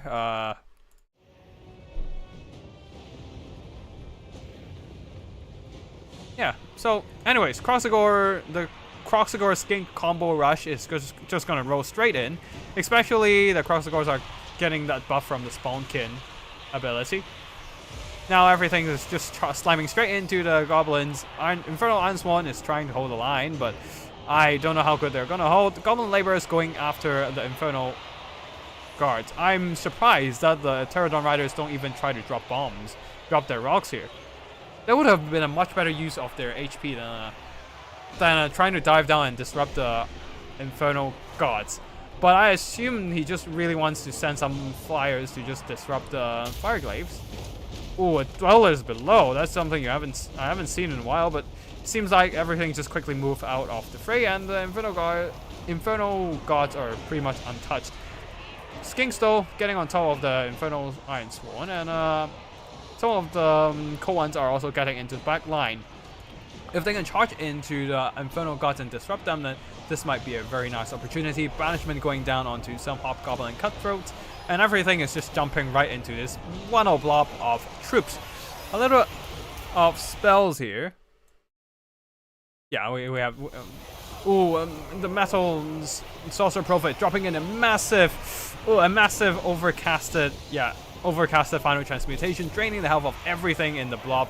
Skinks, the Slam Mage Priest, and then for cool ones, even the Kroxigors. But the Kroxigors are getting a bit of an attack buff right now. Having that little bit of a stat boost from the... Oh, Predatory Fighter coming in? Yep, Predatory Fighter coming in. They now have a +10 melee attack, boosting up their attack performance. Pretty nice there, getting that 40 melee attack in total. But the balance of power is against the Lizardmen right now, as their push is faltering quite badly. I do think that there's a big mistake in the early game, not dropping the rocks on the Pterodon Riders, and instead just diving them down. That hurt a lot, I suppose. But right now, there are some Kroxigors held in reserve, and these Kroxigors need to fold in onto the Infernal Iron Sworn and Infernal Gods. And something needs to bail out the Slam Mage. Like, he is not having a good time in the middle of the Hushu Stock Ravagers. Healing coming in. Regrowth on the Court of Portal. While the Slam Mage is desperately trying to get out of dodge. Yeah, he's getting out. He's getting out. Koans are going to throw themselves into combat, trying to slow down the push on the Iron Demon and the Sorcerer Prophet of Metal. He needs some healing on himself, the Slam Mage Priest. Anyways, there are still a bunch of skinks around. Kroxigors still fighting. Now the Kroxigors are moving into the fight to hopefully support their Leash Lord. Ferocal ones are rampaging, which is fine. I guess they're rampaging into something, into a proper fight anyways. Not that they have anything else to just chase after or anything. Oh no, Slam Mage Priest is terror routed. This is bad because there are way too much Chaos Dwarf mobility in the vicinity that can keep him chased off or just keep pressuring him. While the Kroxigors, all of them, are just too far to support this Slam Mage Priest. Koans are still fighting and they are jumping into combat trying to bail out this Slam Mage. But the Slam Mage needs to heal himself. He needs healing. His HP is too low. He's gonna get routed anytime soon. Kroxigors, they are in vicinity to help. And they need to move in soon. Yep, they are getting that attacking order to get on top of the Sorcerer Prophet of Metal. Sorcerer Prophet of Metal, though, still trying to go after Slam Mage. He is running low on health. Can the Kroxigors save him?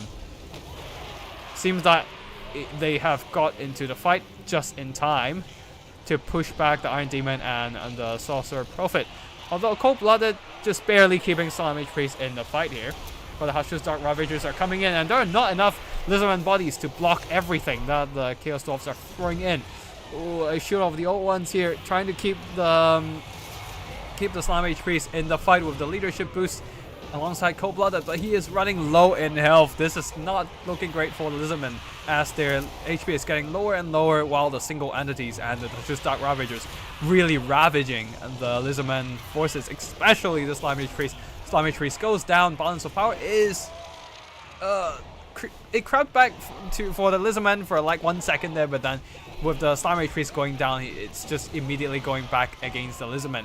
Kroxigors are still fighting, but the Hushu's Dark Ravagers and Iron Demon is, well, putting a beating onto them, and the leadership debuff from the Lord Dead. This might be the end of the Lizard Boys.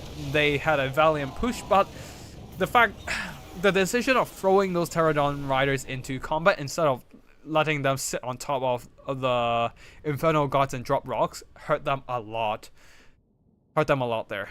The missiles could have been used to work down the Dark Ravagers, but alas, all these Pterodons just died without much accomplished by them.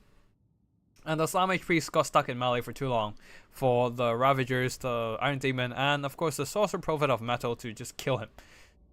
Yeah, it's a shame though, one of the Kroxigors still have full models left. The other is still rather healthy, but yeah. GG to Bavrat and Race. That was a good fight, but yeah. And good game to Race for winning in the Friday Night Fight tournaments. And let me just quickly wrap this up on Discord, and then I'll go into the replay session. Just making sure all my replays here are renamed.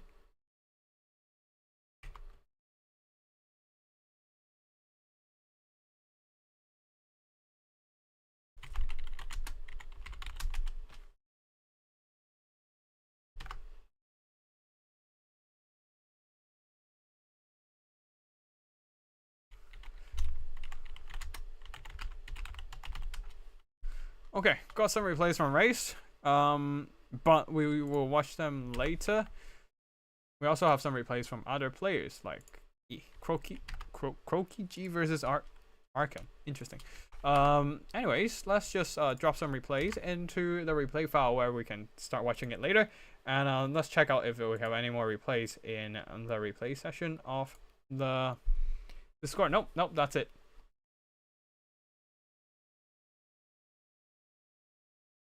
Let's see, we don't... Do we have Bavrat versus SOK Dane? I think we do. Just let me check the replays. Give me a second there. Excuse me. Round 2. Techlison says send me the replays, and Big JP versus Race also gave me the replay. Complex Slayer and Buttonized Mark, we did have the replay. Techlison said in game 1 did not save his replay, so we'll be missing that one. World Beater and MTS, I don't think they sent me the replay. Sigos and Sir Grut also doesn't have me replay. Yeah, that's fine. We do have 5 to 6 replays to check out, which is pretty fine.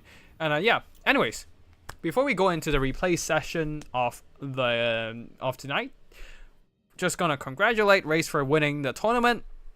We did see some pretty signature 4.2 jank so far. We saw the Croxagore Rush going pretty well there. Honestly, I think it's a bit too strong. But yeah. We shall see the consensus of the community in a few days. But right now, I think that the Croxagore push is way too strong right now with all the boost to Croxagores. And Seitang is definitely OP. And yeah. The classic SSS tier faction duel we had in battle 1, game 1 of the final round, Seitang versus double Lil Grom. That was a firefight for sure. And yeah, Seitang otherwise would be really good against any other artillery, just snipe out everything. But then double Grom is just a little bit too much with the anti-large and armor piercing shots. But yeah, right now let's just wrap the tournament itself up. And yeah, GG to everyone who has played in the tournament, and thank you for joining the fight. I didn't get to play much because I absolutely butchered my micro in the first round, but I hope you all had fun in the game and had fun checking out the jank of patch 4.2. Anyways, that's it for the live action. Now let's go into the replay round, where we already have another Lizardman fight, this time against SOK Dane the second, using the Corn faction. Thanks CA for making 300 gold unit cost fear. Alright! 300 gold units of skinks causing fear, but that doesn't really matter, I don't think. Because like the skink fear only helps the skinks not to get affected by fear, I guess. Like the skinks will be sticking around the Croxagores, which causes fear anyway, so the skinks themselves doesn't really induce much fear for their opponents. It's the Croxagore, because the Croxagores are already inducing the fear. But yeah, Corn going into melee against Lizardman and just getting beaten up in melee. This is gonna be what happened. But yeah, army builds. Excuse me, just gonna hydrate a bit. We have the Lizardman, front line of 5 skinks and a second line of 5 Croxagores. It's the same build, right? Court of Wattle, and then at back, Star Chamber Guardians guarding the Slime Age Priest of Life in the sky. No. Wait, there's. It's just this. And then a couple of cool ones, and then the skies, Colossal Hunters. That's it. That's it. It's just solely relying on the Croxagores to crush the Corn melee. And then for the Corn side, some Chaos Furies in the skies. On the front line, Marauders of Corn. A couple of them has dual weapons, one more Marauders at the back, and then a bunch of mobility. Flash Hounds, the Hounds of Blood Hunt. They also have Dampen, so it removes magic attacks and lowers spell resistance. Not that it has any use against it does remove magic attack, which is nice, which can be important here with the double Bloodthirster build. One of them, the Corn's Bloody Fist. And let's see if it actually does anything against the Lizardman. Valkyria the Bloody leading the way, not really leading the way, but definitely leading the army. But that's it. That's it for army builds. Oh, one more Flash Hounds in the back, but yeah, this Marauder line is just gonna get crumped by the Skinks and the Croxagores. Love the rush, baby. Love the rush. Oh, look at the savagery. The carnage. The Croxagore just rolls right over the Marauders. Flash Hounds going in for a rear charge, but the Cold Ones are coming in to intercept them. Cold Ones do have 90 armor, so they can tank out quite a bit of damage from the Flash Hounds. The double Bloodthirster are jumping in now, but they're not doing that much damage on impact. Because, you know what? One of the Bloodthirster is getting blocked by their own Bloodthirster and own unit, so some of the impact damage is not going through. Furies are coming in, but there's no missiles to disrupt anyways. The Marauders are already routing. These Crossgores are still holding firm for now. And yeah, Khorne is getting crumped all over the front line. Oh boy. Oh boy. They'll need Halberd Warriors in this matchup. Khornes are taking some damage, but the Bloodthirsters are not doing enough work. One of the Crossgores are not, like the Crossgores that got hit right at the beginning. They're not even down to half health yet. They can't even activate the Primal Instincts. It's coming in soon now, but oh, finally they activated the Primal Instincts. But there are still so many healthy Crossgores around the area, and the Bloodthirster is getting surrounded and beaten up. Now the Khorne's Bloody Fist and Valkyr is going after a Slime Mage Priest. But here comes the Star Chamber Guardian, who's just gonna save their Leech Lord.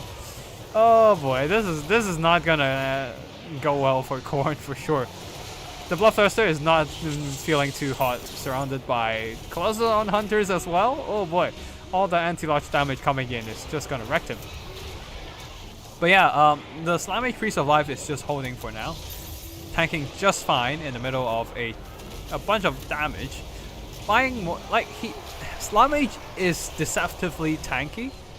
He has a very meaty HP pool, so he can actually take quite a few hits while healing himself with Earthblood and Regrowth. So the Slime Mage Priest is down to half health, terrified away, but that also buys some time for the Crossgores and the Star Chamber Guardians to come in and help out. While at the same time, the Khorne units are just taking damage from the melee grind. Like here, the Colossal Hunters are working down the Bloodthirster. Bloodthirster doesn't have enough mass to pull through all these Crossgores and Colossal Hunters, so he will just go down, crumbling, fading away already.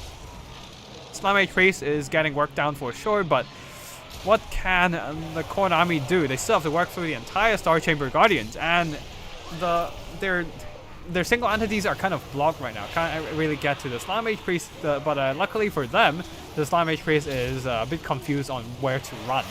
So he's just keep running back into the Khorne units and getting hits from them. Okay, another Spear of Slopnir. Not doing much damage outside of hitting some skinks. Yeah, not great. Not great for them. The other Bloodthirster, regular one, is dead. Now the Fleshhounds are also going down, and Khorne will be losing all the army support. It's just gonna be the two single entities fighting it out. Oh, and Valkyr the Bloody is blocked by the Crossgores, unable to get to the Slime Mage Priest, who is still so close to his death, but just not quite. But Khorne's simply not quite enough to get it. He's trying to squeeze through now. He's trying it, but alas, she just doesn't have enough mass to push through. I mean, if she keeps trying, maybe, perhaps one day she'll get out, but right now, Khorne's Bloody Fist is getting bloodied for sure by some fists, actually. Power Fists of the Boxigors, and yeah, that should be it. Even the Slime Mage Priest has returned, and that shall be army losses. Ugh. It's brutal. Khorne is not in a good place right now. Everyone is just outclassing them in melee. It's a bit sad. It's a bit sad. Like, not exactly straight up outclassing them per se, but with all the healing support, all the magic support and all that, Khorne simply doesn't have the tools to compete with magic support. Yeah. Yeah. But yeah, Colossal Hunters, Boxigors, Croxigors all earn some good value, taking very little damage in return. Slime Mage Priests, funny enough. Oh, by cost 100% outclassing them. Yeah, sounds about right. But yeah, Crossigor Rush is just insane right now. We might have to introduce like a unit cap on Crossigors now. Damn it. See, what have you done? Anyways. Funny enough, the mage is taking the brunt of the damage in this battle. They are the tanks. They are the tanks. Rarely do you see... Yeah. Already was arguably the best rush. Yeah, pretty much. Anyways, for the Khorne army, the Bloodthirster, as always, a disappointment. The rest of the army just didn't do much here. Absolutely crushed by some Crossigor paddles. And yeah. That is the tragedy of Khorne, unfortunately. Now Croaky versus Arcan. Oh no! More Lizardmen! Every fight is a Lizardman! Oh no! Oh! What have you done? What have you done? Oh. What have you done, CA? What have you done? Okay, cool. Oxyauto for once. Huh, interesting. Anyways, we shall go into Croaky G versus Krugar versus Arcan the Black. What's the Lizardman versus Chaos Dwarf Rush? Tough. I think you just made a mistake of not using the rock drops on the Pterodon Riders. If you did that, the Inferno Gods would be in a much worse position, and you still have the missiles left on the Pterodon Riders to shoot up the Hashustok Ravagers. So yeah. Anyways, for the Lizardmen, at least we don't see Croxagores. Oh wait, we still see Croxagores. Fuck me. In the front line, Saurus Warriors, they do have the Predatory Fighter and Primal Instincts on them, so they can get some melee attacks if the conditions are met. Feral Cold Ones, 1 Cold One Spear Riders on the left flank where the majority of the killing power are, 2 Croxagores, the Skink Priest of Beast coming in with Curse of Onra Heirs to debuff enemy melee stats and Flock of Doom to drain enemies' health, Skink Skirmishers, and then we have, of course, Krogar leading the way, and another Cold One Spear Riders to provide some anti-launch support. For the front line there, we have for the Tomb King side, front line of Skeleton Warriors plus a single Kepra Guard who does have... Wait, what? I thought they're giving... Wait, no, they don't have... Oh, wait, no. No, I was confusing it up with like a few patches ago. No, don't worry about it. I said nothing. Anyways, front line of Skeleton Warriors, Kepra Guard, and then at the back there, we have the Necro Horsemen, Ushabti with Great Bow, one of them, the Chosen of the Gods. Oh boy, End of the Gods, taking a huge chunk of health from Arcan the Black. And then Eyes of the Desert at the back, Sepulchral Stalkers, a couple of spears, one of them the King Nakash Scorpion Legion, and then some Necro Horsemen. Yeah, that's about it. Crossagore Rush going full on into the Skeleton Warriors, who are not anti-large. They do not have spears, so they are just gonna get wrecked without dishing much damage in return. Saurus Warriors will also comfortably beating up the Skeleton Warriors. Eyes of Deserts, for some reason, not aiming at the Crossagores, perhaps having a bit of an aiming issue as usual. And yeah, the Saurus are just comfortably beating up everything on the Skeleton Warrior side.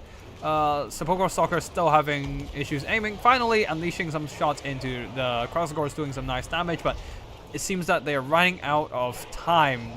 Oh boy, Krogar is going straight after for Arcan the Black, and there's nothing to save him at the back. He's trying hard to juke, dodging one hit as Krogar is in a little bit of a charging animation. Now the Sepulchral Stalkers shifting around to start shooting at Krogar. And Krogar needs to bail out of there ASAP while the Chosen of the Gods continues to dish damage, but I don't know if they're actually doing that much effective damage or doing more friendly fire instead. Oh, there are some carrions I missed out going to disrupt the Skink Skirmishers, but overall the Lizardman rush is going on pretty strong right now, especially some of these units are gonna get that Primal Instinct boosting their melee attack once they drop below half health. And yeah, some of the Saurus Warriors are already getting through the front line there. Kepra Guard try to intercept, but they are not enough. They just don't have enough speed to just catch up, unfortunately. Saurus Warriors will continue to push, and now going after the Chosen of the Gods, who are trying to shoot down Krogar, which is quite successful so far. But then the Saurus Warriors are coming in to disrupt, and yeah, the rest of the army not doing too hot for the Tomb Kings. Scorpion Legion still holding. After all, they are a regiment of renown. Kepra Guard not engaging in the fights they want, not getting too much value, but finally going after one of the Saurus Warrior. Another Hand of the Gods taking a huge chunk health from Arcan the Black. And Scorpion Legion still fighting. The Summoned Ushabti is dishing out damage against some of the Skinks, while Arcan the Black trying to secure the backline here. Having the Sepulchral Stalkers routing some of these Saurus, and Arcan will be trying to chase them off. A few more shots from the Ushabtis, but, well, Krogar is just dodging into the tree line, while the Saurus are moving up to disrupt the Tomb King fire power. And the Kepra Guard is just eating a ton of blow dots from all those Skink Skirmishers, while the Ushabtis continues to run. One of the Are they forgotten actually? Yeah, the Koan Spear Riders are actually forgotten here for a bit. But now finally activated and we'll be running down the Tomb King's backline, which is running out of tools to stop all these armor-piercing rush. The infantry, oh boy, the poor Kepler Guard, they're constantly being ignored and kited away. While the Cross Guards are all rushing in, beelining straight for the Eyes of Desert, Sepulchral Stalkers and all that, and the Chosen of the Gods, all that missile fire has been disrupted, unable to keep shooting at Krogar. Krogar taking a lot of damage, but also buying a lot of time for all these Cross Guards to move in. Don't forget they have their Primal Instincts on, so they do have the +5 melee attack, helping them to be even more effective in melee combat, while the Tomb Kings just doesn't have the melee units to stop that push. Carrions, they're not going to stop Cross Guards and Koan Cavalry. Who am I kidding? And Arkan, does he even have skeleton summons ready to just pin down these monsters? He hasn't been engaging in melee combat much, so I doubt he actually charged up much of his staff. His what is it called, Nagash? The Tomb Blade of Arkan? Yeah. He doesn't have enough combat time to charge up his Tomb Blade. He needs to go into melee at some point. Camera Guard starts fighting some Saurus, doing some work just fine.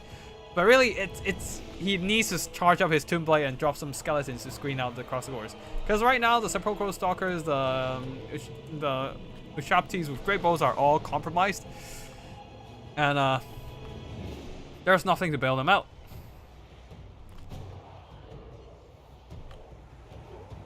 But yeah, more Koans coming in, and the Chosen of the Gods are just gonna get shut down, really. And the Capra Guard continuously getting shot up by everything on the field. Skink Skirmisher is now approaching close to the Crossguards, who can now receive some nice weapon damage buff from the Spawn Kin ability, while the Chosen of the Gods get absolutely overwhelmed by every single thing. If the Skeleton Summons got summoned over here, maybe the Chosen of the Gods have a bit of a better chance to survive, but as of right now, even Arkan himself is getting worked down by the anti-large armor-piercing cavalry. Fate of Buna is attempted to work down the Koan cavalry, but this might be a bit too late for Arkan, who is down to his last legs. Actually, nope. The Koan cavalry has been routed, and Arkan has stabilized his leadership, but down to 600 leadership only. I don't see how he can recover from this. Yeah. Well, yeah, the Chosen of the Gods is just getting wrecked, absolutely wrecked. Capra Guard maybe can grind out the Lizardman infantry, but against those Cross Guards, yeah, they're doomed. Especially with the Eyes of Desert here, getting chased down to their death. Krogar, though, completely routed. Nope. He has used his speed advantage to get out of dodge and stay pretty safe ahead of his pursuers. Arkan the Black, down to his last bit of HP, now slowly crumbling away. Nope, stabling. Nope, he dead. He dead. Absolutely dead. With that, there's no hope for the Tomb Kings to actually pull this back at all. And that shall be the end of this Tomb King's army, as everything crumbles back to dust. And yeah, GG to Tequila Sunset and yeah, Lizardman, OP. Another SSS tier maybe? Yeah. Like, Krogar isn't even a good lord, but other than his Hand of the Gods, but other than that, yeah, the Cross Guards just beat everything. And the infantry got absolutely cleared out by the Saurus, and yeah. GG. What the hell? 1,000 damage value on these King Skirmishers? What were they shooting at? Whoa. Oh, they were probably just constantly shooting at the Kepler Guard, probably. Who doesn't have the most armor, and the regeneration just adds more HP for the darts to shoot off. So I guess there's that. For the Tomb Kings here, the Sepulchral Stalkers, the Chosen of the Gods, I mean, they did some fine damage, just not enough to carry the game, unfortunately. I didn't even catch any spell casting on the Lizardman side, unfortunately. But yeah, I suppose the Lizardman... Well, he didn't actually cast that much spells, I suppose. Mostly using the Curse of Wonder right here, which I totally missed out. Alas. Anyways, Zygos versus Bavrat. This is a battle we've seen already. This is the autosave between Bavrat and Race in their last battle. Okay, let's check out the... Before we go into more Lizardman combat, let's just break it up with a bit of Tinge action, where we have the new and revamped... do we have any new units? Oh, well, we have the new and revamped Zangors and the Mutilate Vortex Beast. Just none of the characters, though. None of the characters. We do have a... Is this... Lord of, is this a Lord of Change? Give me a second there. I don't think... Yeah, this is Lord of Change. This is not the Demon Prince. We shall see what happens once we go in. But before you go in, we shall have to wait. Anyways, Race is going for triple Zangors, triple Blue Horrors, a couple three Marauders in the front line. Oh no, these are what Zangors. Okay, a couple Marauders at the back line then. Okay, Marauders at the back, Marauders on the flank, and then one Sour Guts for their additional ammo, I think. Explosion. Oh, Explosion. Okay. Blue Horrors, and then, yeah, that Chromatic Abomination. Yeah. For the barrier boost, but yeah. In the skies, Shrieking Sky Rays and the Screamers of Tinge, plus an Exalted Lord of Change coming in. Coming in with blue and pink fire. Of course, Mutilate Vortex Beast, and that's it for the Tinge army. For the Dark Elf side, 4 Black Ark Corsairs. One of them took some hits from the ability of the Shrieking Sky Rays, the Lamprey's Bite. While the rest of the infantry here, all the Bleak Swords, are pushing forward right behind them, while the Black Ark Corsairs trying to work down those Tinge barriers. Some of those stray shots hitting some of the Zangors, not doing a lot of damage though. And Dress Spears on the flanks, at the back a ton of Koa Knights just trying to use that mobility to run down enemy units. Oh, might be a mistake here, taking the Supreme Sorceress of Death, which is quite vulnerable to blue fire spams. Already down to already a quarter of their HP off. This is gonna be a rough start for the Dark Elf army. Black Ark Corsairs starting to fire at the Zangors, while the Koan Cavalry, the Harpies, are moving around the flanks, probably just trying to wrap around and run down the Tinge forces. But yeah, Black Ark Corsairs continues fire, but another blue fire took out another quarter of HP from the Supreme Sorcerers of Death. The Opal Amulet is not putting in enough buffs to save them, and the Bleak Swords are getting shredded by the Zangors. Zangors are still pretty good. 29 attack, 38 melee defense, and on top of that, Primal Fury for that added charge bonus. Yeah, they're just wrecking the Bleak Swords. Things are not looking too hot for the Dark Elves already. Some of the Koa Knights are coming in to disrupt and tie down the Exalted Lord of Change. The Crows of Cain are also in, while the big distraction kind of Axe Mutilate Vortex Beast is plunging itself into the middle of combat, trying to wreck some of these Koa Knights and Bleak Swords. Now the Black Ark Corsairs are opening fire, focusing down at the Mutilate Vortex Beast. Another blue fire. Let's see how much damage it takes. Another quarter of HP gone from the Supreme Sorcerers of Death. Another hit, another shot, and he will be dead. Black Ark Corsairs trying to dish out as much damage as possible against the Mutilate Vortex Beast, who doesn't have the greatest armor at only 70. So yeah, not a bad target for the Black Ark Corsairs. The problem really is the Supreme Sorceress of Death. If she's on a Black Dragon with a Soul Stealer, then she can heal, but right now, that's not gonna happen. Another Spirit Leech. She needs to drop in a Fate of Buna ASAP or so. Oh, whoop. Quite lucky for the Supreme Sorceress of Death right there. Actually dodging that shot, but here comes the Lord of Change, Exalted Lord of Change, to finish the job. And the Black Ark Corsairs are just giving up on saving him. just moving in, just trying to get some work done against all these Tinge army, but alas, I don't think this is gonna work out too nice for them, as the Supreme Sorceress of Death is gonna go down soon with the Exalted Lord of Change chasing her. And the Koa Knights are not giving a damn about their Liege Lord. Oh boy. They need to at least charge in and finish off these large units, I suppose, but right now it's a bit of a slogfest. All the Dark Elf units getting that Murderous Prowess activated right now, but unfortunately it's a bit too little too late. Oh, a massive bombardment hitting so many of these Black Ark Corsairs. Oh, this hurts a lot. But at least they move out of the bombardment area before all of the bombardment finished off.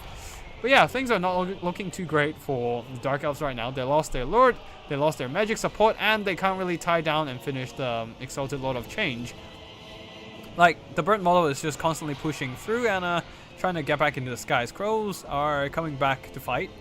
And the Exalted Lord of Change is getting slightly lower now in terms of HP, but oh boy. The Exalted Lord of Change is also quickly moving back to his own men, and those can provide some screening for this Teen Lord.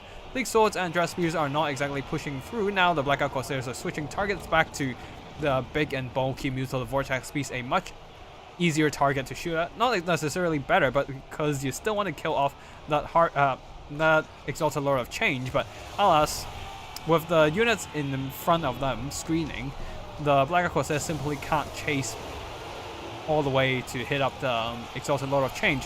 And a Fury Summon has been dropped by the Exalted Lord of Change, pushing back those harpies,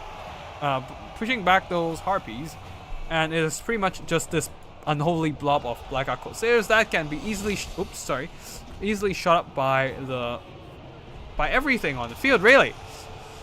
Like, the Mutative Vortex Beast jumps in and in those tides of transformation to drain away the hit points of surrounding units, and then, of course, terror and all that. So yeah, all these Blackout Corsairs are completely routed. Oh yeah, disoriented as well, slowing them down, reducing their melee stats, and the Dark Elf forces are on a massive exodus. Like, the Mutative Vortex Beast is on the verge of routing, being chased down by the Cohen Knights and all that, but this is not gonna save the Dark Elves, as once again they are terror routed or just straight up routed from army losses. Oof. Quite painful in that case. Having the Mutative Vortex Beast still seems to be a really good monster piece with all the health drain abilities, and yeah, Dangor is still very effective in melee combat. And the fact that they took the Supreme Sorceress instead of a Soul Stealer Sorceress, that's a bit of a mistake, I suppose. I mean, I guess you like from a fun standpoint, you pick whatever you want to use, right? But from a meta standpoint, not being able to heal in front of a blue fire spam is quite painful indeed. And yeah, these powerhouses units got quite a bit of value. The Mutative Vortex Beast, 2,000 gold, and the Exalted Lord of Change, 1,200 worth of damage value as well. Also, these damage value are not inflated because there's no healing on the Dark Elf side.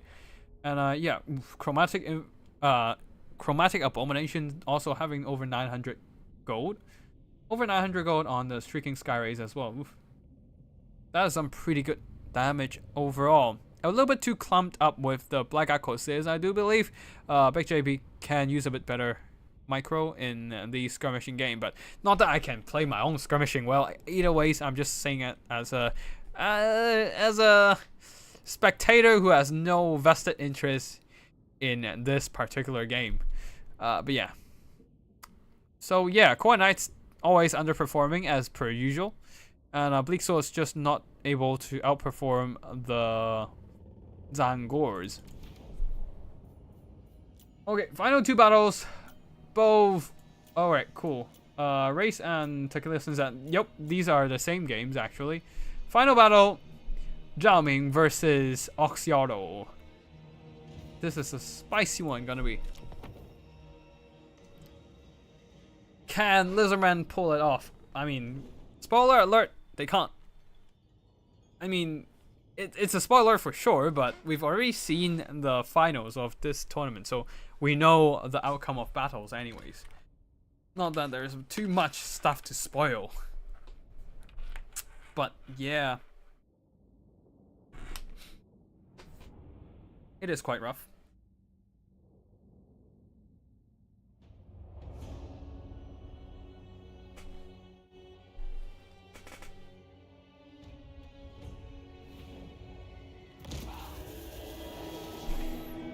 So, like, two meta factions today in this very final battle of today's stream. We have a Cathay standard box, just a ton of Jade Warriors and Peasants forming a wall using this impassable terrain to block off parts of their box. Now for the rest of Rest of the forces, Peasant Long Spears, Jade Warrior Crossbows, the Grand Cannon, and the Crane Gunners in the very squishy belly. Oh, it's not that squishy with the Jade Warrior Crossbow, so still very sturdy box of Grand Cathay. And in the skies, Empress Crowman to nuke things with their double grenades. Yes, they have 2 shots of grenades now. Very unfortunate for whoever fights them. Jade Lancers for a bit of mobility and mass, and then leading the army Jiaoming the Iron Dragon with Dragon Breath and of course Final Transmutation and Iron Vambraces, Burning Vambraces. For the Lizardman army, a front line of Saurus who will try to break through the Jade Warrior front line. I don't know how good it's gonna be, but they can try. Feral Koans at the back there for some armor piercing, Court of Soul Tech, and a ton of skink skirmishers as per usual. Very classic of them. And then one single skink priest in the forest. Razor Dawn hunting pack for armor piercing in case they need to work through armored targets.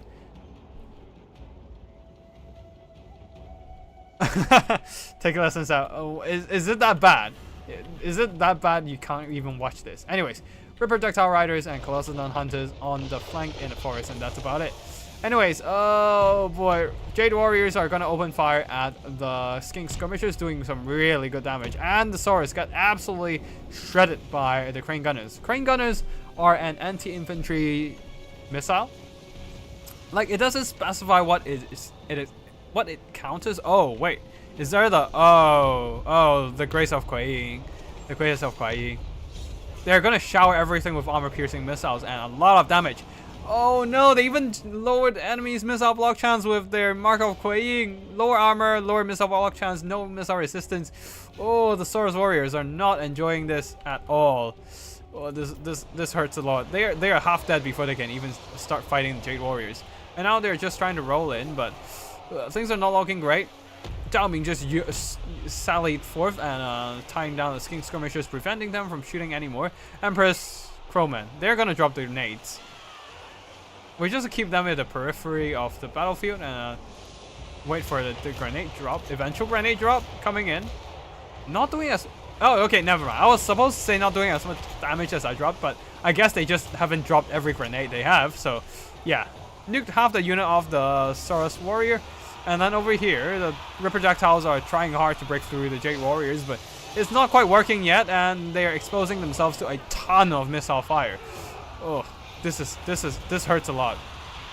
They probably should have just jumped on top of the Grace of Kuei-Ying and start trying to fight them in melee instead. But right now, everything in the vicinity is getting absolutely shredded by all those Cathay Crossfire. Jiaoming is also providing some melee fighting power. Curse of Onryer attempts to debuff the Cathay forces, but that's not gonna be enough here, because their main issue isn't the melee force, it's the missiles. And every single lizard unit in this originally fighting blob has been routed.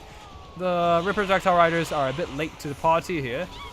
Now they're trying to break the Jade Warriors before going after the missiles, but once again, I think that might be a mistake, because everything's just switched over to shoot at them, and an overcasted Final Transmutation drains away the health of everything in the vicinity. The Saurus Warriors at the back trying to fight through the peasants, but they're just kind of stuck right now. Ugh. This is bad. This doesn't feel too good, and Feral Koans are slowly grind down by the Jade Warriors, who despite doesn't have that armor piercing, are fighting them just fine. Oh boy. Anyways, over here, this unholy blob of lizard forces are gonna get shredded by all those missiles, having a shower of magical arrows and very, very sharp metal crossbow bolts as well. Yeah, that's just not gonna end well for them. And on the far side, Oxyauto, yeah, it's just not great at fighting. It's just not great in the game 3 where everything is fought in ultra unit size. He's trying to shoot at Jiaoming, but his ammo eventually will be used up, and Jiaoming still have heal. He can still heal with he can still heal with that Burning Vambraces. So things are not looking too hot for Cathay for sure. As the last of the Ripper Projectiles are getting shot to pieces, even the Peasant Long Spears are now piling in to provide a bit of support. Oxyauto continues to run. Not that he's gonna achieve anything, even if he stops and starts firing. as Zhao do have quite a bit of resistance against his missiles, a total of 20% of resistance against his missiles, so not too great. And yeah, I think we can just fast forward for now, as the lizardmen are slowly running out of gas while the Cathay forces still have a lot of healthy missiles. Everything is just getting slowly but surely beaten back. Some Jade Lances who have been running down skinks earlier just barely saw any damage, but now just running through another skink skirmisher is doing some really good impact damage, and that shall be the end of the skinks.